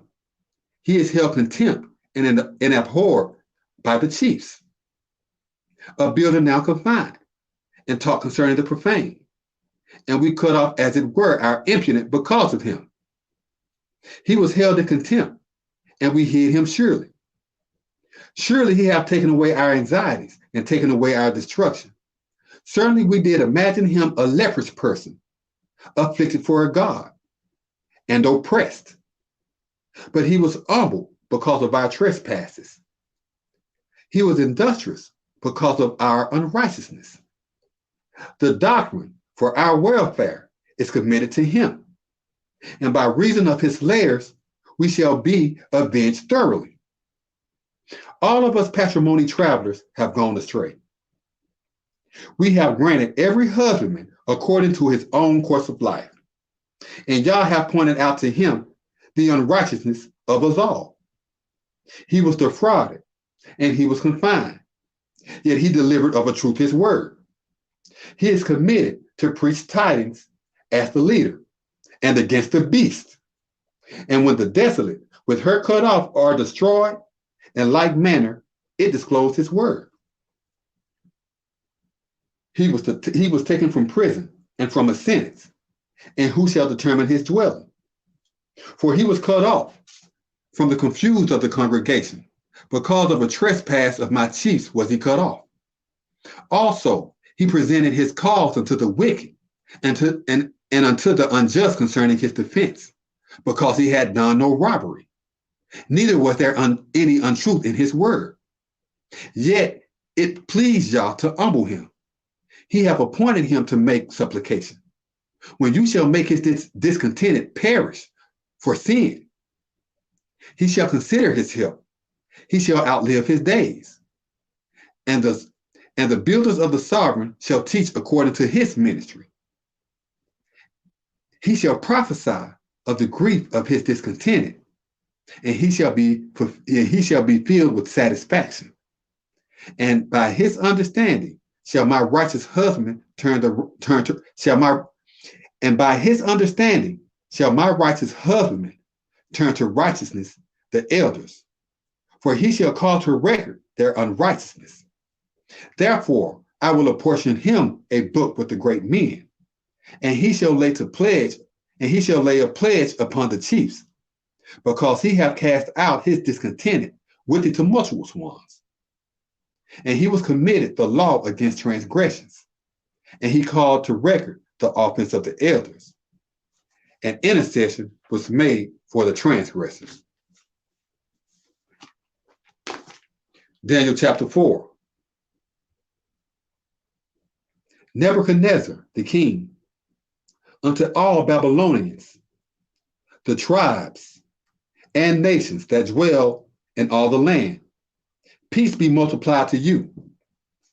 I thought it a kindness to show the signs and omens that Yah the Almighty have brought to pass concerning me. How great are his signs, and how surely are his omens. His kingdom is an everlasting kingdom, and his rule is from generation to generation. I, Nebuchadnezzar, was at peace in my palace, and prosperous among my builders. I had a dream which made me suddenly alarmed, and the thoughts of my sleep and the revelations of my chief man troubled me. Therefore made I a mandate to bring in all the wise men of Babylon before me, that they might make known unto me the interpretation of the dream. Then came in the horoscopers, the astrologers, the magians, and the sorcerers, and I told the dream to them. But they did not make known unto me the interpretation thereof. But at the latter end, the chief came in before me, whose surname was Belshazzar, according to the appellation of my deity, in whom is committed the intellect of the holy angels. And to him I told the dream, saying, O Belteshazzar, chief of the magicians, because I know that the intellect of the holy angels in you, and no secret thing distress you, tell me the visions of my dream that I have contemplated, and the interpretation thereof. Such were the visions of my chief man in my sleep. I contemplated, and saw a chief among the carpenters of the husband, and the arrogant therein were many. And the carpenter brought forth fruit, and was virtuous, and the stature thereof reached an honorable man, and the knowledge thereof to the upright of all the husbandry, and the light thereof was pure, and the understanding therein great, and within it was provision for the builders. The congregation of the pure disposed to necromancer by reason of it, and the rays that lit themselves up dwelt with the scattered thereof. and all the kindred was measured of it. I beheld in the visions, I beheld in the visions of the chief man in my sleep, and saw a master and the pious chief come forth from the honorable men. And they announced and said this: make a covenant to the charge of the chief, and cut off his tumultuous ones, and send off his kindred, and spread abroad his wisdom. Let the congregation strive after the course of life with the humble that practice it.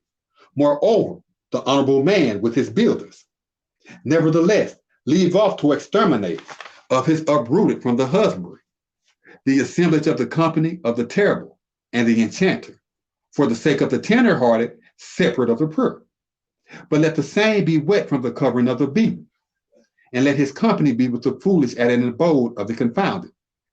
Let his understanding, be converted from a worthy man's, and let an animal's mind be given unto him. And let the charge with an oath confess depart from him.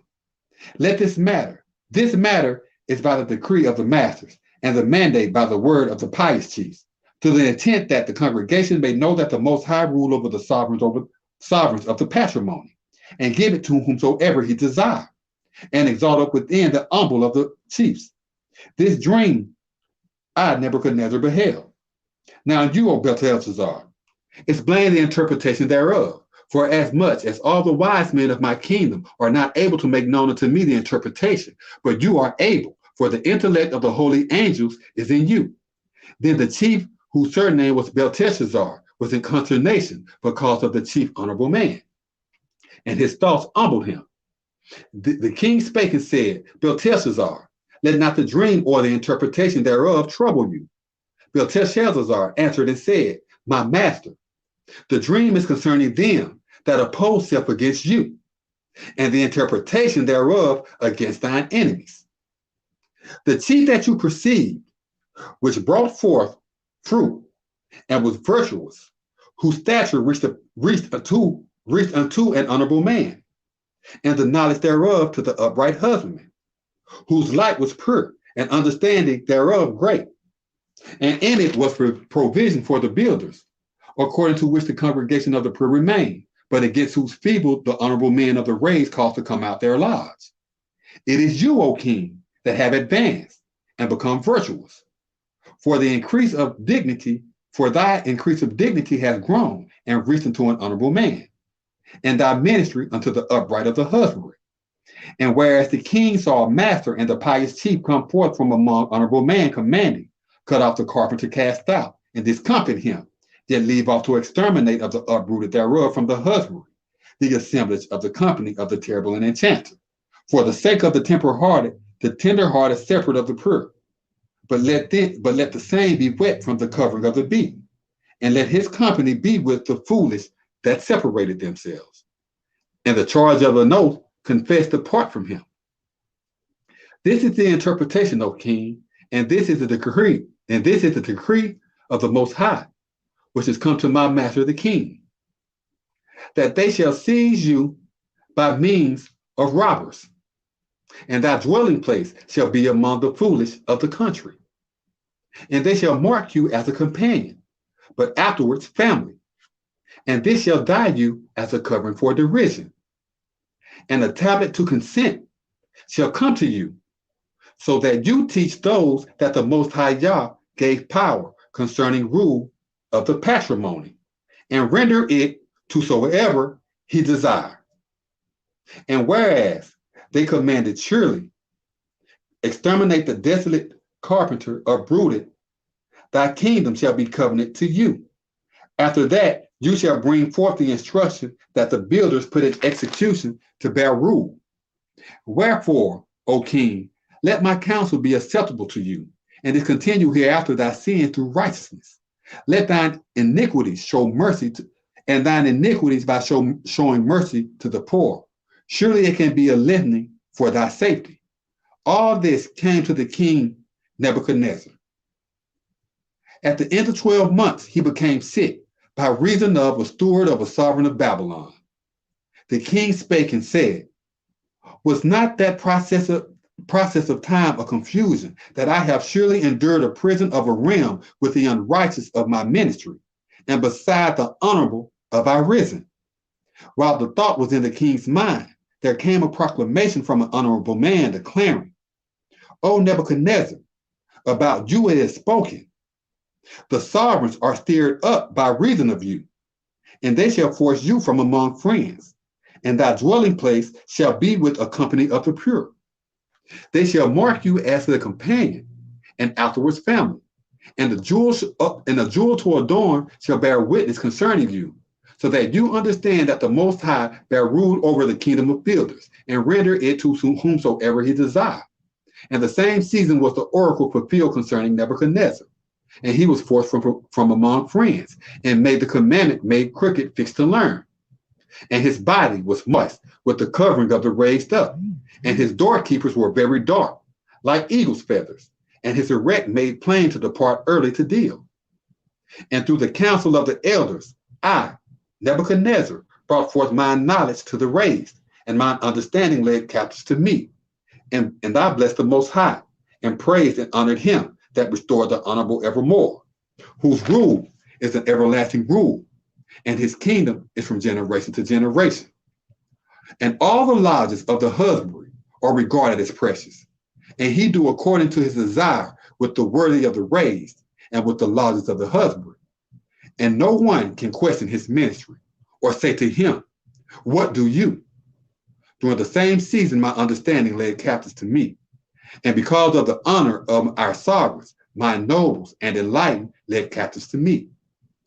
And our counselors and our masters inquired of me, and I was established among the sovereigns, and the valuable ornament was put upon me. Now I, Nebuchadnezzar, praise and exalt and honor the King of the heavens, whose commandments are truth, and his builders are just. And those that walk in pride, he is able to humble. Isaiah chapter 9. Well, no, Isaiah chapter 11. And this is verse 1 through 16. It may be the whole chapter. There shall come forth correction from the stock of Jesse. An anointed one shall break forth by reason of his roots, and the divine inspiration of Yah shall remain in him. A divine intellect of wisdom and understanding, an intellect of reason and mastery, a mind that deal wisely and that reverence likewise Yah, and shall make him therefore restore instruction according to the reverence of Yah. And he shall not vindicate by reason of the favor of his humble, neither convict because of a rumor to desolate his families. But in righteousness shall he defend the poor, and reason together with the upright for the humble of the husbandry. And he shall destroy magical craft by reason of his word, and by reason of the inspiration of his words shall he cut off the wicked doer. Righteousness shall be the apron of his armed men, and faithfulness the apron of his drawn out. They shall not corrupt, nor oppress among all my raised up. For the husbandry shall be full of the understanding of Yah, to render sure the water courses overwhelm the west. And at that time there shall come the root of Jesse, which shall stand firm as an ensign for the tribes. Concerning him shall the foreign nations make search, and his lodge shall be honored.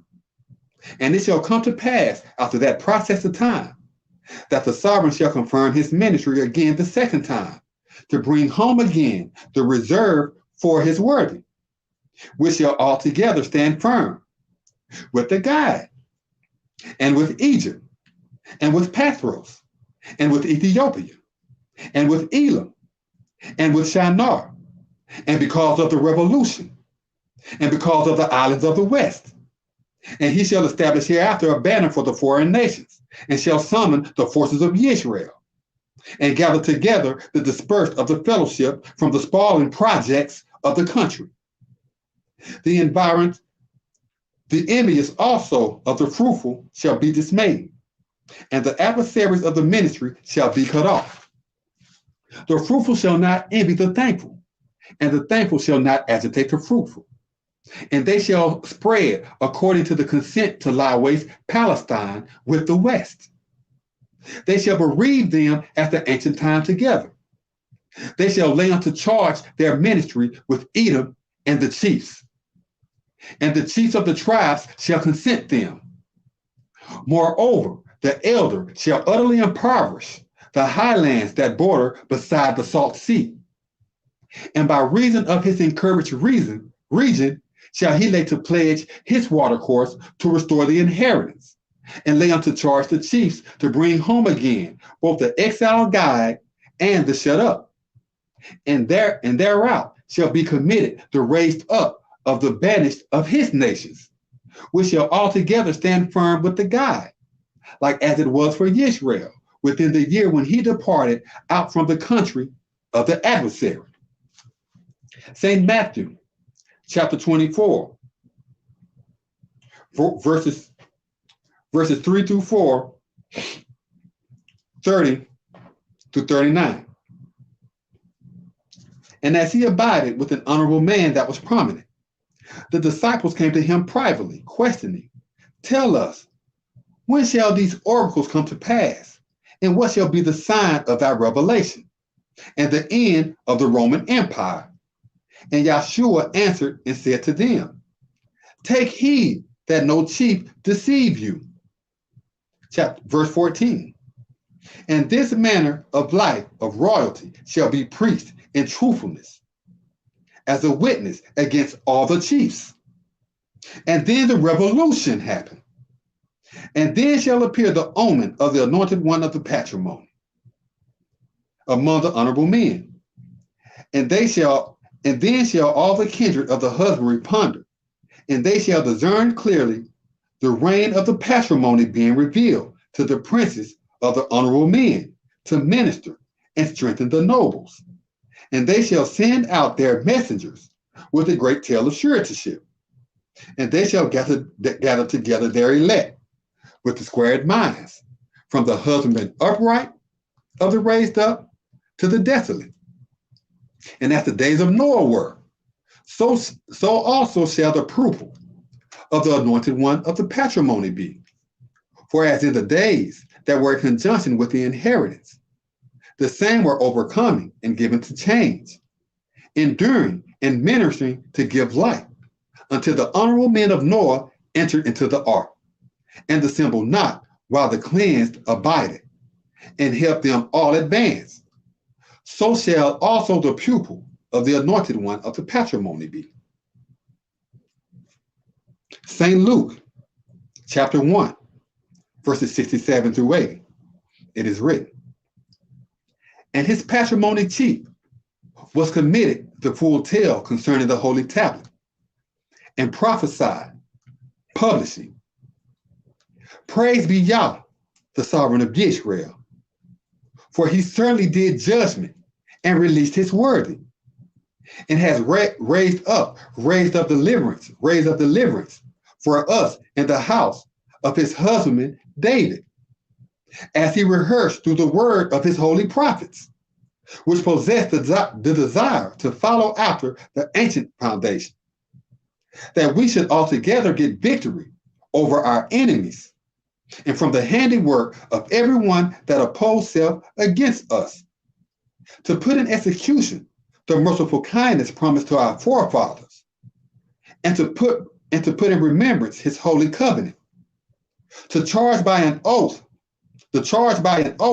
which he exacted from our forefather Abraham, so that he would lay unto charge us, that we, being delivered from the handiwork of our enemies, may stand firm to serve him without terrible acts, in holiness, and that which is altogether just, according to him, all the days of our life. And you, O anointed one, shall be proclaimed the prophet of the Most High. For you shall translate for the humble of Yah, to set aright his travelers, to render sure the understanding that brings salvation for his assemblage, with a pardon for their sins, by means of the tender mercy of our sovereign, whereby the light from on high has avenged us, to lay to charge the luminary with them that endure both in humility and in misery, and overcovered with shades of death. Those are prisoners. To lay to charge the luminary with them that endure both in humility and misery, and overcovered with shades of death, tattoos, to protect our chief men both among to protect our chief men, both coming in and to send forth whatsoever the proclamation. And the anointed one brought forth fruit and behaved self-courageously throughout the region, and became committed for the sake of the law until the day of his recount, according to YISRAYL. Psalms 87. His foundation shall be according to a sacred promotion. Yah loved the drawn out of the overseer more than all the assemblies of the supplanter. Honorable things are spoken of you, O master of the restrained. I will surely make mention of the boaster, Anu or On, Lucifer, and Babylon to them that be acquainted with me. Mark Palestine and fortify about Ethiopia. The same anointed one shall be shown lineage there, and forever it shall be bared witness. This and that chief man was shown lineage in her. The sovereign shall show forth, when he write to restore the patrimony, that this chief was shown lineage there. Selah. As well as the singers who play on instruments shall be there. All my trust is in you. Psalms 108, verse 7 through 13. Yah has declared concerning his holy portion, we will rejoice. I will give consent and mete out the inheritance of Sukkot. Gilead is mine, Manasseh is mine. Fruitfulness also is the strength of my chief man. Judah is my lawgiver. The chief is like a cauldron to lave. About Edom will I spread out my shut up. Against Palestine will I triumph. Who will pardon me from the violent place? Who will lead me into Edom? Will not you, O Yah, who have dispersed us hereafter? And will not you, O Yah, begin a deliverance without worthy? Grant us a pardon from the evildoer, for ruin is the aid of a Levite. By reason of Yah, we shall perform valiantly. For he it is that shall tread down our enemies. Jeremiah chapter 23, verse 3 through 8. And I will gather the rest of my sheepfold out of all the regions where I have dispossessed them, and I will return them again to their homes, and they shall be fruitful and excel. And I will set up pastors over them which shall guide them, and they shall fear no more, nor be discouraged, neither shall they be hurt, promised Yah. Certainly the time arrived that I will bring forth David an upright chief, and the king shall reign and teach, and shall execute the law and justice in the husbandry. In his days Judah shall be avenged, and Israel shall lodge safely. And this is the honor whereby he shall be marked, Yah, our righteousness. Therefore, take heed, the days arrive, promised Yah, that they shall no more say, Yah live, which brought forth the families of Israel out of the land of Egypt, but Yah live, which brought forth and which led the seed of the families of Israel out of a northward locality, and from all the regions where I dispossessed them, and they shall lodge in their own land. Jeremiah 33, verse 14, 7 through 18. Take heed, the days come, declare Yah, that I will perform that good oracle, which I promised to the families of Israel and to the house of Judah. For this declare Yah, David shall never want an anointed one to sit upon the throne of the house of Israel. Neither shall the priests, the Levites, want a valiant man before me to cut off their brutish raised, and to enlighten their pure raising up, and to perform sacrifice continually.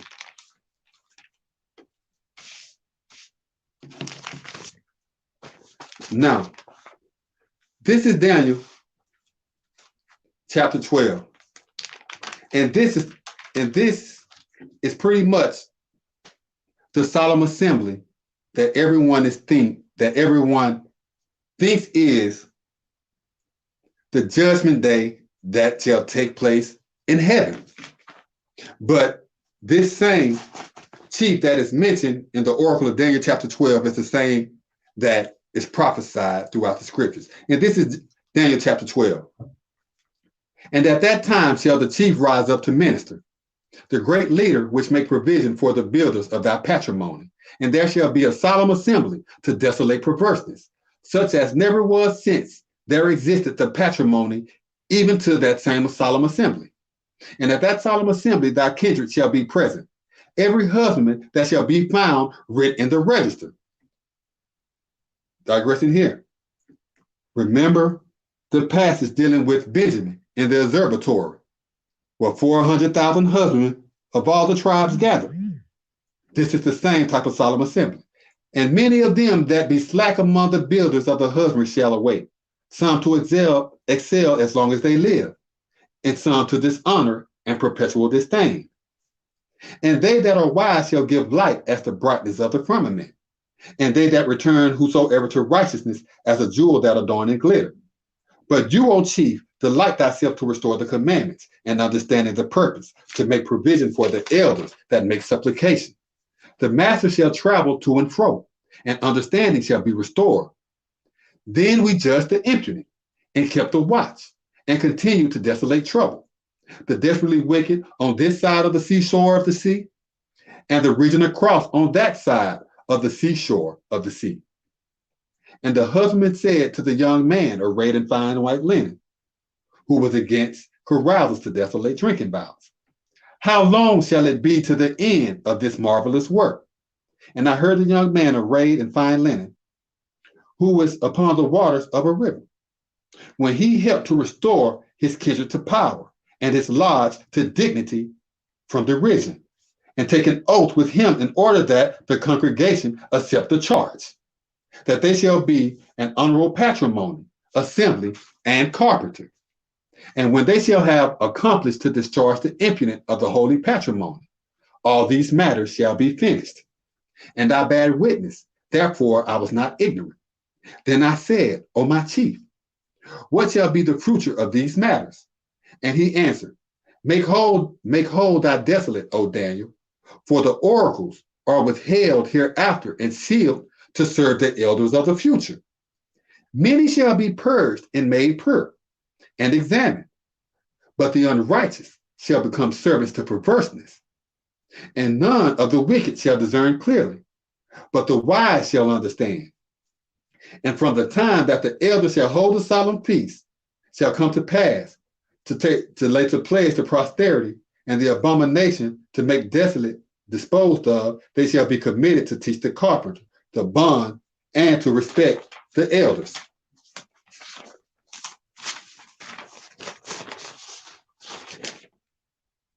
Blessed is he that is circumspect and become permitted to learn the triplicate, 6 score, and the 5, and petition laid to charge. Make whole you thy desolate till the posterity stand out, for you shall excel and stand upright, and thy patrimony with the remnant that remaineth. Isaiah chapter 21, verses 2 through 17. A glorious vision is manifested to me.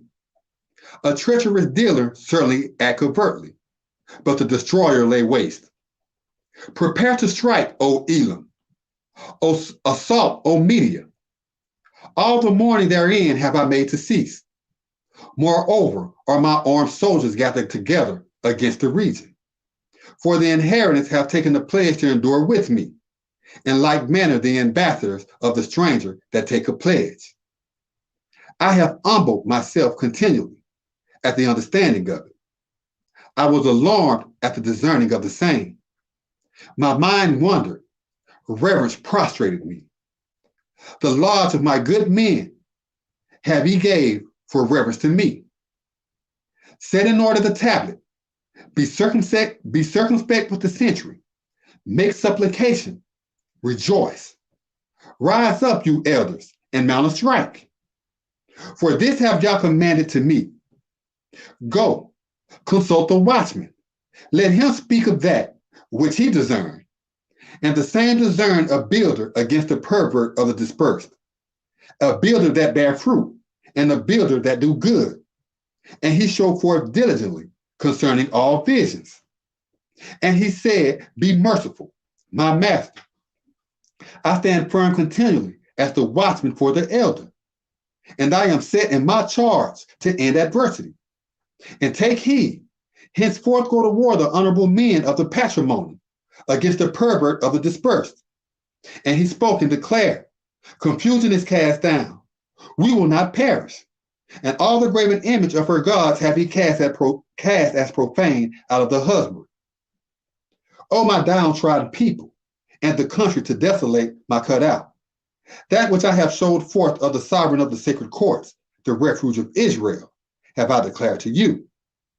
A prophecy concerning Duma. They came to me out of fear. Watchmen, what of the Arab? Watchmen, what of the violence? The watchman declared, a turn of affairs is at hand, and also destruction. When you yourselves ask counsel, inquire you, and answer is known. A prophecy concerning Arabia. Within a park in Arabia shalt you lodge, O foreign traveler, received of Dedan. The lodges of the husbandry of Timah prepared a banquet for him that required the desert.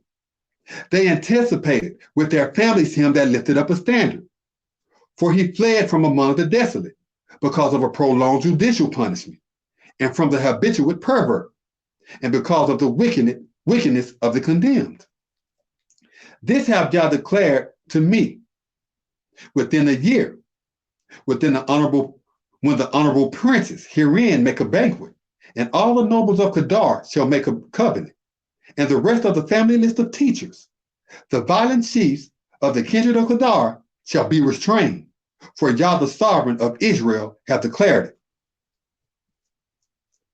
Jeremiah, chapter 49, verses 7 through 3, verses 28 through 29, concerning the fight men, in like manner declared the sovereign of the sacred courts. Is wisdom no more in Teman? Is guidance brought to naught by reason of the wise men? Has their judgment vanished? Make haste you, mark the rebellious. Be set to root out, O lodges of Dedan. For I will bring a calamity to desolate the fighting men among him, at that time that I will enjoin him. If a single gatherer discern because of you, would he not join the work to gather up the scattered? If deceived through ignorance, he will be punished with him marked unrighteous. Also, I have made the industrious honorable men. I have exiled his deluded to destroy, and they shall not be able to hide themselves. His power shall be snatched away, and his false brethren and his pastors also. They are ignorant. Consider thy bereaved children. I will give them life. But let thy desolate flee before me. For this declare Yah, certainly, they whose overseer is committed surely to the molten image for a purse have comprehended assuredly. And are you he that shall destroy utterly the traveler cut off? You shall surely destroy the cut off, and you shall feast for it. For I have sworn concerning myself, declare Yah. The cut off shall become destitute, a disgrace, good for nothing, and a curse. And all the masters therein shall be a perpetual wonder. Concerning Kedar, and concerning the sovereigns that separate, which Nebuchadnezzar, a sovereign of Babylon, shall plague. This promise Yah. Arise, translate to minister to Kedar, and lay to pledge the chiefs of the eastward builder. Their lodges and their pastors shall they lay to pledge afterward. They shall remove themselves from their wicked, and their weapons, and their benefits, and they shall proclaim to them, the impudent shall be quickly removed from every side. Psalms 110. verses 2 through 5.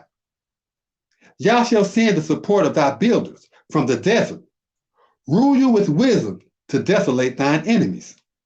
Thy kindred shall be pleased with the elders to desolate thy violence, to the honor of the saints, out of compassion for the enlightened.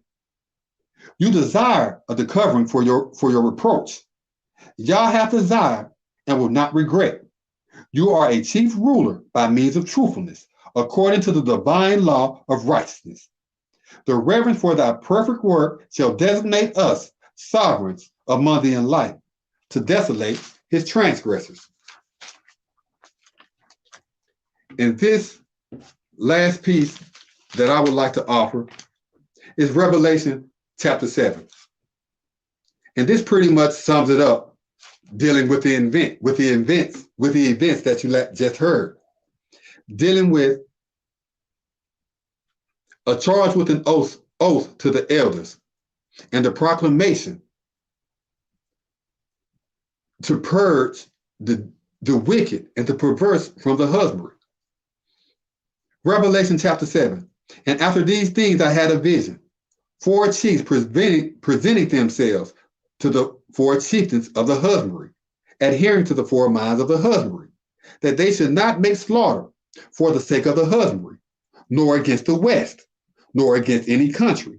And I saw another ambassador departing from the east, having the understanding of the restored patrimony.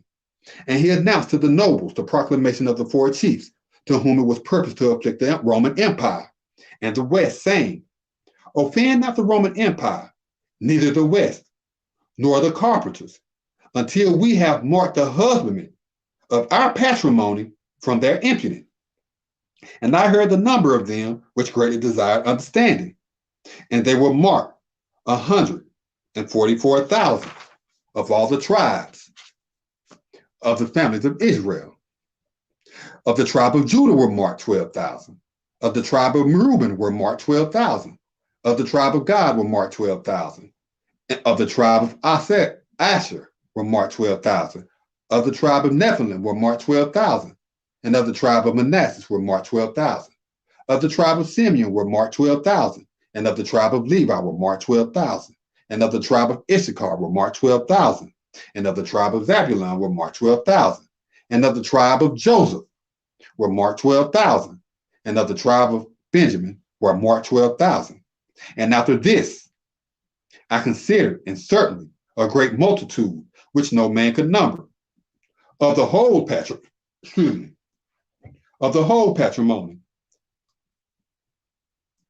and the chiefs, and the tribes, and the languages, stood firm with the tribunal, and with the leader, to put from among the pure the transgressor, and the effects of their works, and gathered together to witness their address, declaring salvation to our patrimony, which remain in power, and unto the leader. And all the chiefs stood on every side about the tribunal, and about the leaders of the 4, and about the elders and the 4 desert dwellers, and prostrated with the tribunal on their faces, and worshiped Yah, saying, truly, blessing and majesty and wisdom and praise and honor and order and virtue be with our patrimony forever and ever. So be it. And one of the members of the celestial council spoke, saying to me, who are they which are of one mind with a pure heart? And whence came they? And I said unto him, Master, you know. And he said to me, these are they which escaped from the great adversary, and have purged their hearts, and made them pure with the truthfulness of the leader. And with that was just a brief history, and it concerned the lodges, which was the main point that I wanted to make out, because there is a lot of Hebrew Israelites that probably are not aware that the Masonic lodges are a part of our traditions and culture. As a matter of fact, it was from the very beginning. But the way it works, these masters, they have their congregations, and they have their pastors, and they have their what have you, their rabbis, and they teach in their temples and in their churches. And those members of their congregations who are pure, or who have some type of semblance of understanding of the scriptures that seem that they may advance, these brothers are pulled to the side and they are initiated into the rites of passage.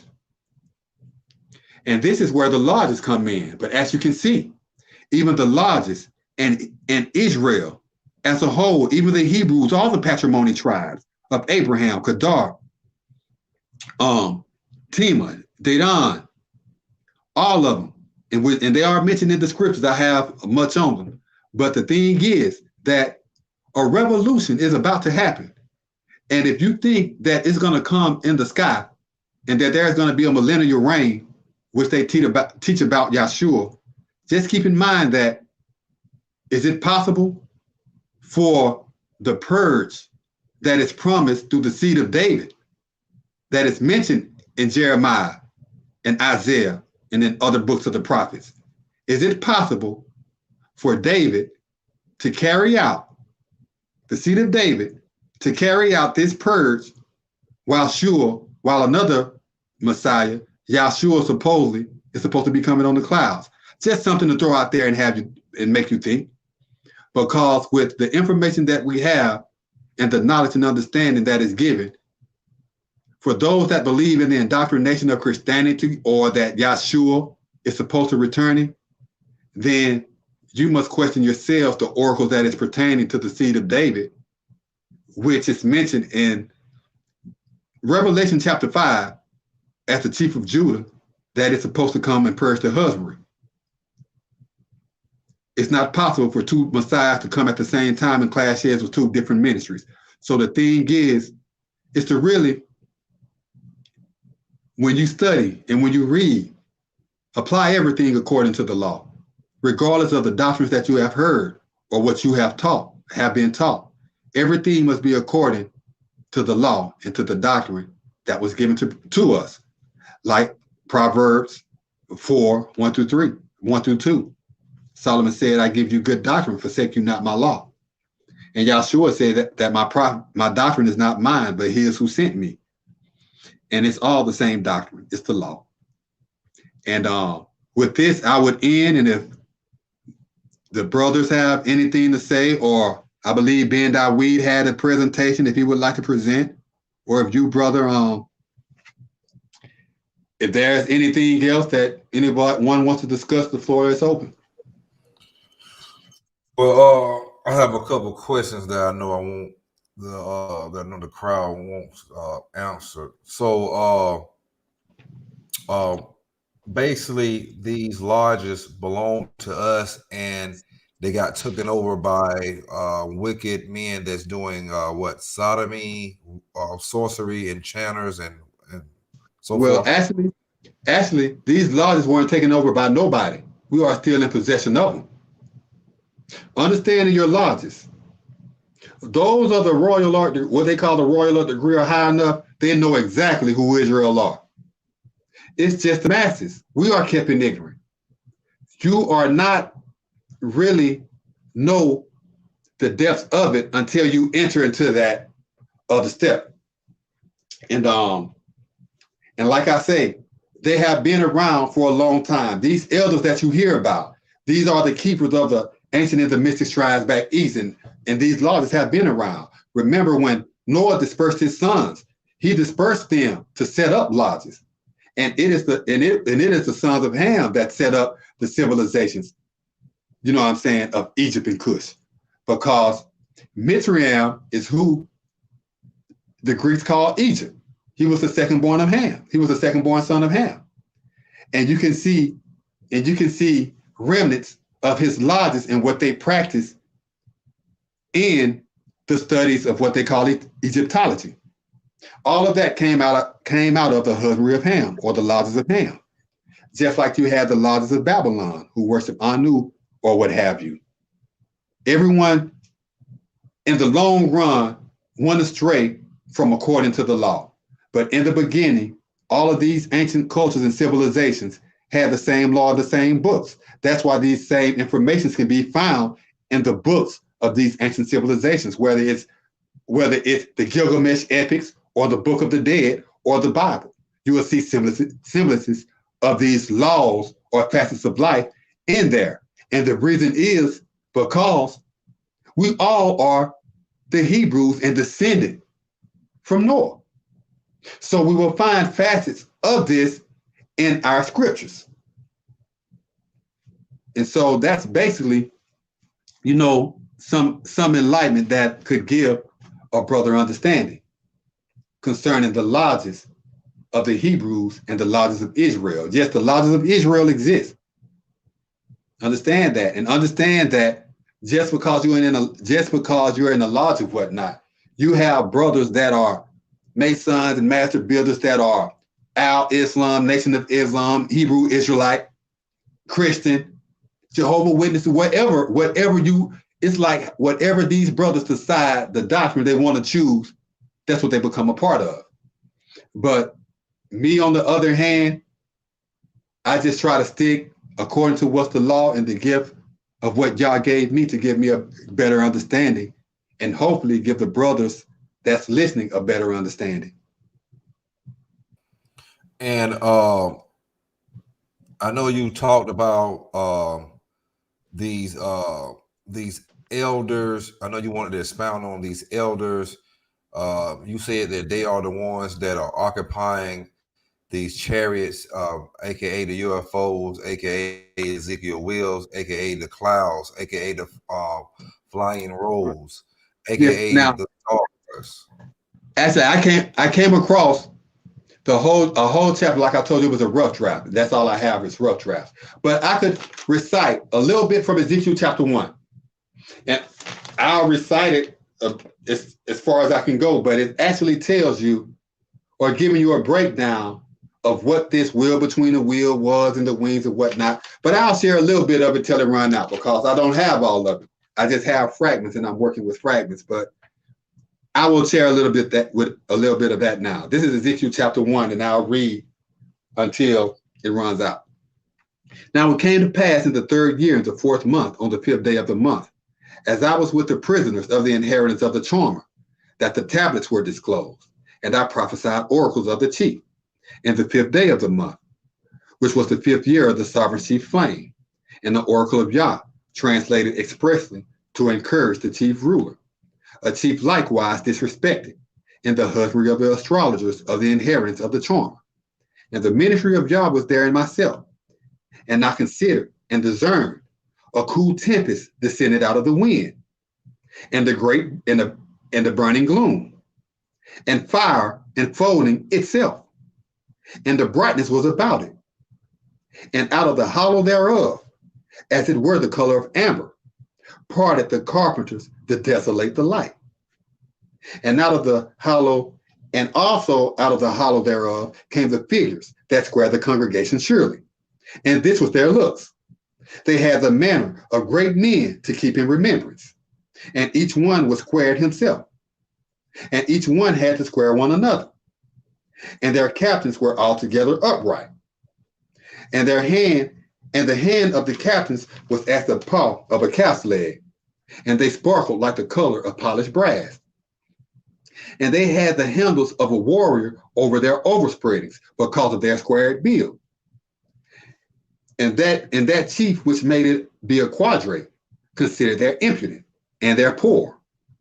Their poor men were joined at once to one another, and turned aside not when they came in. They hastened every good man and made straight to meet.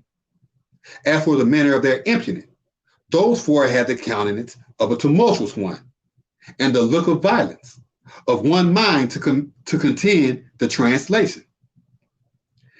And the same four rehearsed the knowledge for a chief man, of one mind to acquire the translation.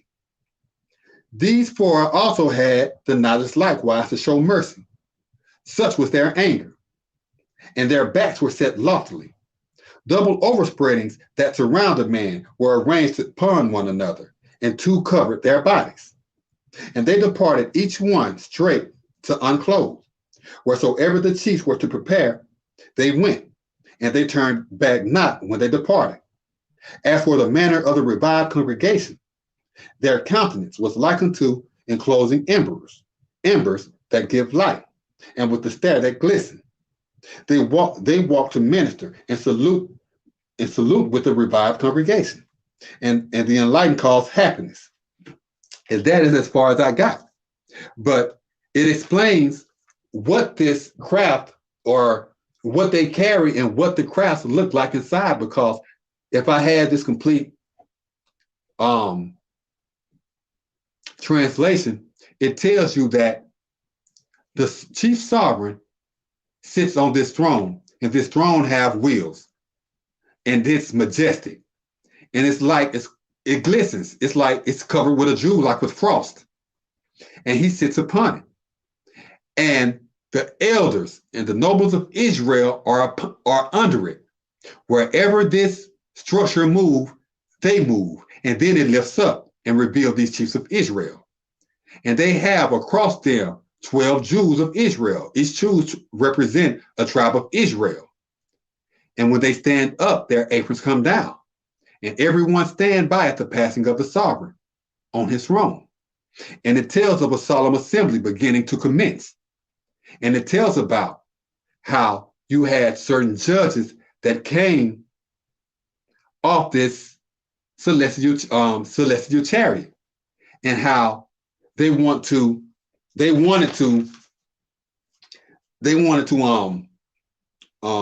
what's the terminology? They wanted to question the tablets. They wanted to acquire them and look over them. But however, that was already taken care of. And what they were afraid of was that these same works were stolen, and that these works would expose them. Remember, this is an oracle. Whenever you translate in the book of the prophets, they will present to you an oracle or something that will come to pass in the near future. And Ezekiel chapter 1 kind of expounds on that, just like in the book of Joshua, when it was talking about the builders of Israel departed heavily, and they were on an observatory. Well, an observatory is something up high that you can observe whatever is below you. These are those celestial crafts, and I hate that I don't have the material with me to expound more on it. I can just talk about it, but I don't like talking about something if I don't just have the full support of the scriptures to back it up. But these cherubim, these celestial chariots, are mentioned throughout the Bible and throughout the scriptures. You recall the prophet that they call Elijah, and it said that he was taken up in a chariot to heaven. This chariot, this celestial chariot, this was his cherubim. Enoch, the cherubim, it's all there. When the sovereign came down on Mount Sinai to congregate with Moses, it was in a cherubim. It was in a cloud during the day, a pillar of fire at night.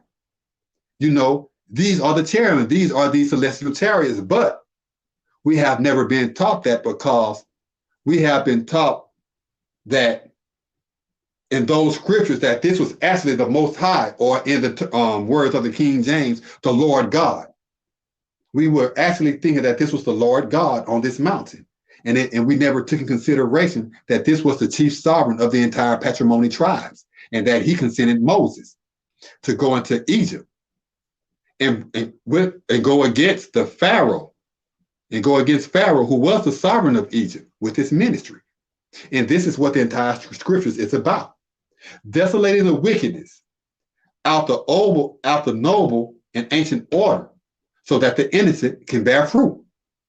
This is the basic outline that has been recited basically in every podcast, but just with different topics and material. But the basic outline is that there's going to come a time that the husbandry will be purged, and all the wicked shall be condemned and hunted. And after all the families that have accepted the teachings, and all the brothers that have accepted the teachings according to the law, they will migrate back eastward, and they will spread out in the region of Edom. Edom is a region. We keep seeing it as a person. But in the scriptures, when they mention places like Edom or Kedar, it is talking about the places where these people are lodging at or live at now, the localities. So it's not so much talking about the people, but the locality. But the localities and these people are people of the husbandry, of the patrimony of Yah. They are people just like us and not Gentiles. They are people of the covenant, descendants of Abraham and the descendants of Noah. And this is basically what those celestial chariots are. And they have been around since the inception of the ancient and noble order of Melchizedek. These are the cherubim. And as you know, cherubim you have different angels. You have seraphim, you have cherubim, you have ophanim, you have your different kinds, and all of them have their duties and their functions. And this chariot is called a cherubim. And it has this function for those of us here on earth that it's a part of this higher hierarchy of learning. So that's basically what that is. Con. Well, Israel, it's a wrap. Were Masonic lodges a part of the Hebrew Israelite 12 tribe culture? Controversial and deep biblical breakdown series. Y'all know what it is. Shouts out to the brother YISRAYL again for bringing us a controversial and deep biblical breakdown. Israel, leave your comments, your questions, whatever you have, good, bad, the ugly, whatever. Leaving, the brother will likely respond to your questions or to your comments. And it's for Israel to decide, yay or nay.